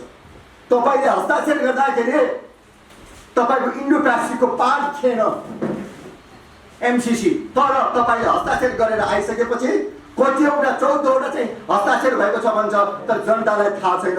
जनतालाई थाहा दिनुपर्ने यो चाहिँ संहिता र प्रजातन्त्रको बेसिक नर्म्स हो कि होइन, किन चाहिँ जनताले नमाग्ने? हामीले मात्र मागेका छौँ। अहिले आउँदाखेरि आदरणीय जनता, आदरणीय सञ्चारकर्मी साथीहरू, यो गेटभन्दा बाहिर अर्थमन्त्री भइसकेका चाहिँ प्रकाश शरण महत, डाक्टर प्रकाश शरण महत हुनुहुन्थ्यो। मैले उहाँलाई चिनिराखेको, म पनि आएर विशेष सेवा रिटायर भएको, मैले मन्त्रीज्यू नमस्कार भने तपाईँहरू कहाँ आएको भन्नुभयो, मैले बताएको उद्देश्य बताइदिएँ। एमसिसी सुन्दा छ, उहाँ आएर तपाईँले एमसिसीको बारेमा कति पढ्नु भएको छ भन्यो। तपाईँले पिएचडी गरेको विधाभन्दा मैले अर्को पिएचडीको विधा गरेको छु, तपाईँले गरेको पिएचडीको विधामा पनि मैले अध्ययन गरिसकेको छु भने अब हाम्रा सिपाही धेरै पढेका हुन्छन्। तपाईँले बनाएका गृहमन्त्री 8 क्लास पढेका हुन्छन्। हाम्रा सिपाहीहरू आएर एसएलटी पास हुनुपर्छ, हाम्रा सेकेन्ड लेफ्टिनेन्टहरू आइए पास हुनुपर्छ, हाम्रा इन्सपेक्टरहरू डिप्लोमा पास हुनुपर्छ। तपाईँको पिएचडी के हो? सिपाही र हल्दारलाई दुईटा बिहा गरेको कारणले त्यो गरिबको जागिरी गएको छ। तपाईँ नेताहरूको घरमा कतिवटा श्रीमती छ, तपाईँको आएर एकैटा कुन संविधानले रोकेको छ तपाईँलाई? खबरदार, एमसिसी राष्ट्रघाती हो भनेर हामी कुन अर्थमा भनेका हौँ? तपाईँ गद्दार नेताहरूले हस्ताक्षर गरेको संविधानभन्दा माथि चाहिँ तपाईँले राखेको आधारमा विरोध गरेका हौँ। हामीलाई पुरा हामीले अमेरिकाको प्रशंसा पनि गर्नुपर्दछ, स्मरण गर्ने दिन पनि हो। त्यो भनेको नेपाललाई संयुक्त राष्ट्र सङ्घको सदस्य बनाउँदाखेरि भारतले विरोध गरेको थियो, छिमेकी चाइनाले विरोध गरेको थियो, तर अमेरिकाको चाहिँ सहयोगमा हामीले आएर हामी चाहिँ संयुक्त राष्ट्र सङ्घको सदस्यता प्राप्त गरेको हो। त्यो अर्थमा हामी तपाईँको हाम्रो मैत्री सम्बन्ध पुष्टि छ। म अमेरिकन सरकारलाई पनि रिक्वेस्ट गर्छु, अब तपाईँहरूले गद्दार हाम्रा दलाल नेतृत्वको कारणले तपाईँ हाम्रो प्रजातन्त्रको लिगासी त्यति बेलाको चाहिँ धेरै राष्ट्रपतिले भन्नुभएको छ। मैले त्यही मिति र तिथि अहिले नसम्झे पनि धेरै राष्ट्रपतिले भन्नुभएको छ, Nepal is our neighbour at the remote. टाढा भएको छिमेकी हो भनेको छ, टाढा अवस्थित भएको भौगोलिकमा छिमेकी भनेको शब्द छ। Your excellency, please turn over the pages of the speech delivered by then right honorable president of your country. Please turn over the pages of that speech and rethink and respect the sovereignty of the Nepal and Nepalese. नेपालको चाहिँ तपाईँले by the people for the people of the people भन्नेले अब नेपालमा प्रजातन्त्र बचाइदिनुहोस्। त्यसको अर्थ चाहिँ अफगानिस्तानमा विश्वको 3टा शक्ति भागेर गयो, बेलायत भागेर गयो, रसिया भागेर गयो, तपाईँहरू उल्टाउनु भएको छ। तपाईँ भागेको त म भन्दिनँ, तपाईँहरूले चाहिँ अब त्यहाँको जनतालाई रेस्पेक्ट गरेको भन्छु, अथवा तपाईँहरूले त्यहाँको जनताले शासन चलाउ भनेर दिनुभयो। मैले त्यो अर्थमा बुझेको छु। अब एमसिसीको कारणले तपाईँको हाम्रो मित्रता बिग्रिने होइन। एमसिसी विकासको नाममा आउँछु, एयरपोर्टमा गएर हामी स्वागत गरेर तपाईँलाई गाउँ गाउँमा लान्छौँ, तर बन्दुकको नाममा अथवा यति भनिदिनुहोस् कि यो आएर सेना आउने होइन भन्ने कुरा कहीँ लेखिदिनु पर्यो। तपाईँहरूको चाहिँ अध्ययन गरेको छैन भनेर गेटमा तपाईँहरूले कति पढेको छ एमसिसी भन्नुभएको थियो। हाम्रो चाहिँ सडकमा बसेको युवाले पढिसकेको छ, ब्यारेकमा बस्ने सिपाहीले पढिसकेको छ। हामी त जर्नल नेभर रिटायर्स, हामी सदाका लागि चाहिँ आएर आज पोख्तो भएको छ। हामी भुल्दैनौँ, पाना पढेका छौँ। तपाईँले गरेको चाहिँ अडिटिङका कुराहरूमा हामी बोलेको छैनौँ, तपाईँले चाहिँ संविधानभन्दा माथि राखेको कुरा बोलेका छैनौँ। यदि यो सम्झौता तपाईँको चाहिँ तपाईँले चाहिँ गरेको सम्झौता चाहिँ संसदबाट पास हुने हो भने संसदले किन चाहिँ यो संसदको मार्फतमा किन एमसिसी राख्न सक्नुहुन्न? तपाईँहरू संसदले पास गरेर दिएपछि संविधान लागू एकमा भन्नुभयो। आज चाहिँ सम्माननीय प्रधानमन्त्रीज्यू जाँदाखेरि म विशेष कामले म चाहिँ अन्तर गएको थिएँ र हाम्रा साथीहरू जानुभएको थियो। तपाईँले चाहिँ विदेशको एउटा एजेन्टको मान्छे आउँदाखेरि 10 कदम अगाडि गएर पर्फ्युम छलेर स्वागत गर्नुहुन्छ। देशका बाँचेका सिपाहीहरू जर्नलहरू आउँदाखेरि हाम्रो चाहिँ आज प्रतिनिधि जाँदाखेरि तपाईँले चाहिँ दिनुभएको समयमा तपाईँको व्यवहार, तपाईँको चाहिँ सल्लाहकार यहाँ चाहिँ आएर रामशरण, त्यो चाहिँ डाक्टर रामशरण भन्ने एउटा चाहिँ छ, आएर फन्टुस नेता रहेछ। फन्टुस नेताले अघि एमसिसीको बारेमा तपाईँले थाहा छैन भन्नुभयो। यस्तो कुरामा तपाईँहरूले शब्द चाहिँ हाम्रो माग त्यही छ। त्यसैले शब्द प्रयोग गर्दाखेरि ख्याल गर्नु होला भन्ने माग पनि यहाँ राखेका छौँ। तपाईँको कारणले हामीले पनि कडा शब्द बोल्यायौँ, नभए हामी तपाईँले चाहिँ न्यु खोजेको हुनाले बोलिदिएका हौँ, नभए हामी बोल्नेवाला थिएनौँ। तसर्थ अब हामी के भन्छौँ भन्दाखेरि हाम्रा यी मागहरू तपाईँहरूलाई चुनौती होइन, तपाईँहरूलाई चाहिँ नीति निर्णय लिनका लागि सहायक हुन्। हाम्रा अनुरोध हो, हामी तपाईँ पनि नेपालको, हामी पनि नेपालका हौँ। तपाईँले दिने सम्मका कुराहरू विवेकपूर्ण ढङ्गले हामी चाहिँ आएर त्यो हक हितका कुराहरूमा निर्णय गरिदिनुहोस्। हामी पीडक होइनौँ है, पीडक बनाउने तपाईँहरू हो। हाम्रो चाहिँ माओवादीबाट मर्ने, सेनाबाट मर्ने, प्रहरीबाट मर्ने, हामी पनि सबै हामी त्यहाँ आएर पीडित हौँ। हामी पीडक होइनौँ, पीडक तपाईँहरू भावनाले तपाईँहरूले अब दस्तावेजमा पीडक होइन पीडित भनेर सम्बोधन गरिदिनुहोस्। त्यो चाहिँ सम्मान दिनुहोस्, सुविधा दिनुहोस् र चाहिँ सेना प्रहरीको मोरल हाई गरिदिनुहोस्। तपाईँले सेना प्रहरीलाई चाहिँ अब बिगार्ने काम गर्यो भने कुनै पनि व्यवस्था रहन्न, नेपालको साधन स्रोत रहने छैन। त्यसैले तपाईँहरूलाई हात जोडेर भन्छु, राजनीतिभन्दा अगाडि देश हो, दलभन्दा देश अगाडि हुन्छ। देश बचाऊ, नेपाल बचाऊ, नेपाली बचाऊ। जय देश, जय नरेश, जय नेपाल। भनाइराखिदिनु भएकोमा म सञ्चारकर्मी मित्रहरूलाई अनुरोध गर्न चाहन्छु, तपाईँहरूलाई कुनै जिज्ञासा छ, यस विषयमा केही सोध्नु छ भने हाम्रो पूर्व सुरक्षाकर्मी परिषद नेपालका प्रवक्ता श्री पुष्पा सुवेदी हुनुहुन्छ, उहाँलाई सोध्नुहोला। र अरू म एउटा कुरा तपाईँलाई जानकारी गराउन के चाहिरहेको छु भने यहाँ लाइभ हेरिरहनुभएका सम्पूर्ण दल र नेताजीहरूलाई म एउटा अनुरोध गर्न चाहन्छु। पूर्व सुरक्षाकर्मी परिषद तपाईँको दलको विरोधी होइन, तपाईँहरूको व्यक्तिगत विरोधी होइन। हाम्रा अतिथिज्यूहरूले, वक्ताहरूले अब मन्तव्यको क्रममा यथार्थ कुरो देश पुगेकोले, पीडा भएकोले केही कुराहरू बोल्नुभयो होला, तर पूर्व सुरक्षाकर्मी परिषदले उहाँहरूको व्यक्तिगत भनाइ हो त्यो। तपाईँहरूले चाहिँ पूर्व सुरक्षाकर्मीप्रति किसिमको लान्छनाहरू, त्यस्ता किसिमका गतिविधिहरू नगरिदिनु न, म तपाईँहरूलाई विनम्र अनुरोध गर्छु। साथै म सञ्चारकर्मी मित्रहरूलाई भन्न चाहन्छु, यहाँ तपाईँहरूलाई त धन्यवाद, यहाँ आइरहनु भएको छ हाम्रो निमन्त्रणामा, हामीलाई आवाज सुनिदिनु भएको छ। तर यो देशका मिडियाहरू, ठुला मिडियाहरूले आज देशको पक्षमा समाचार बनाएका छैनन्।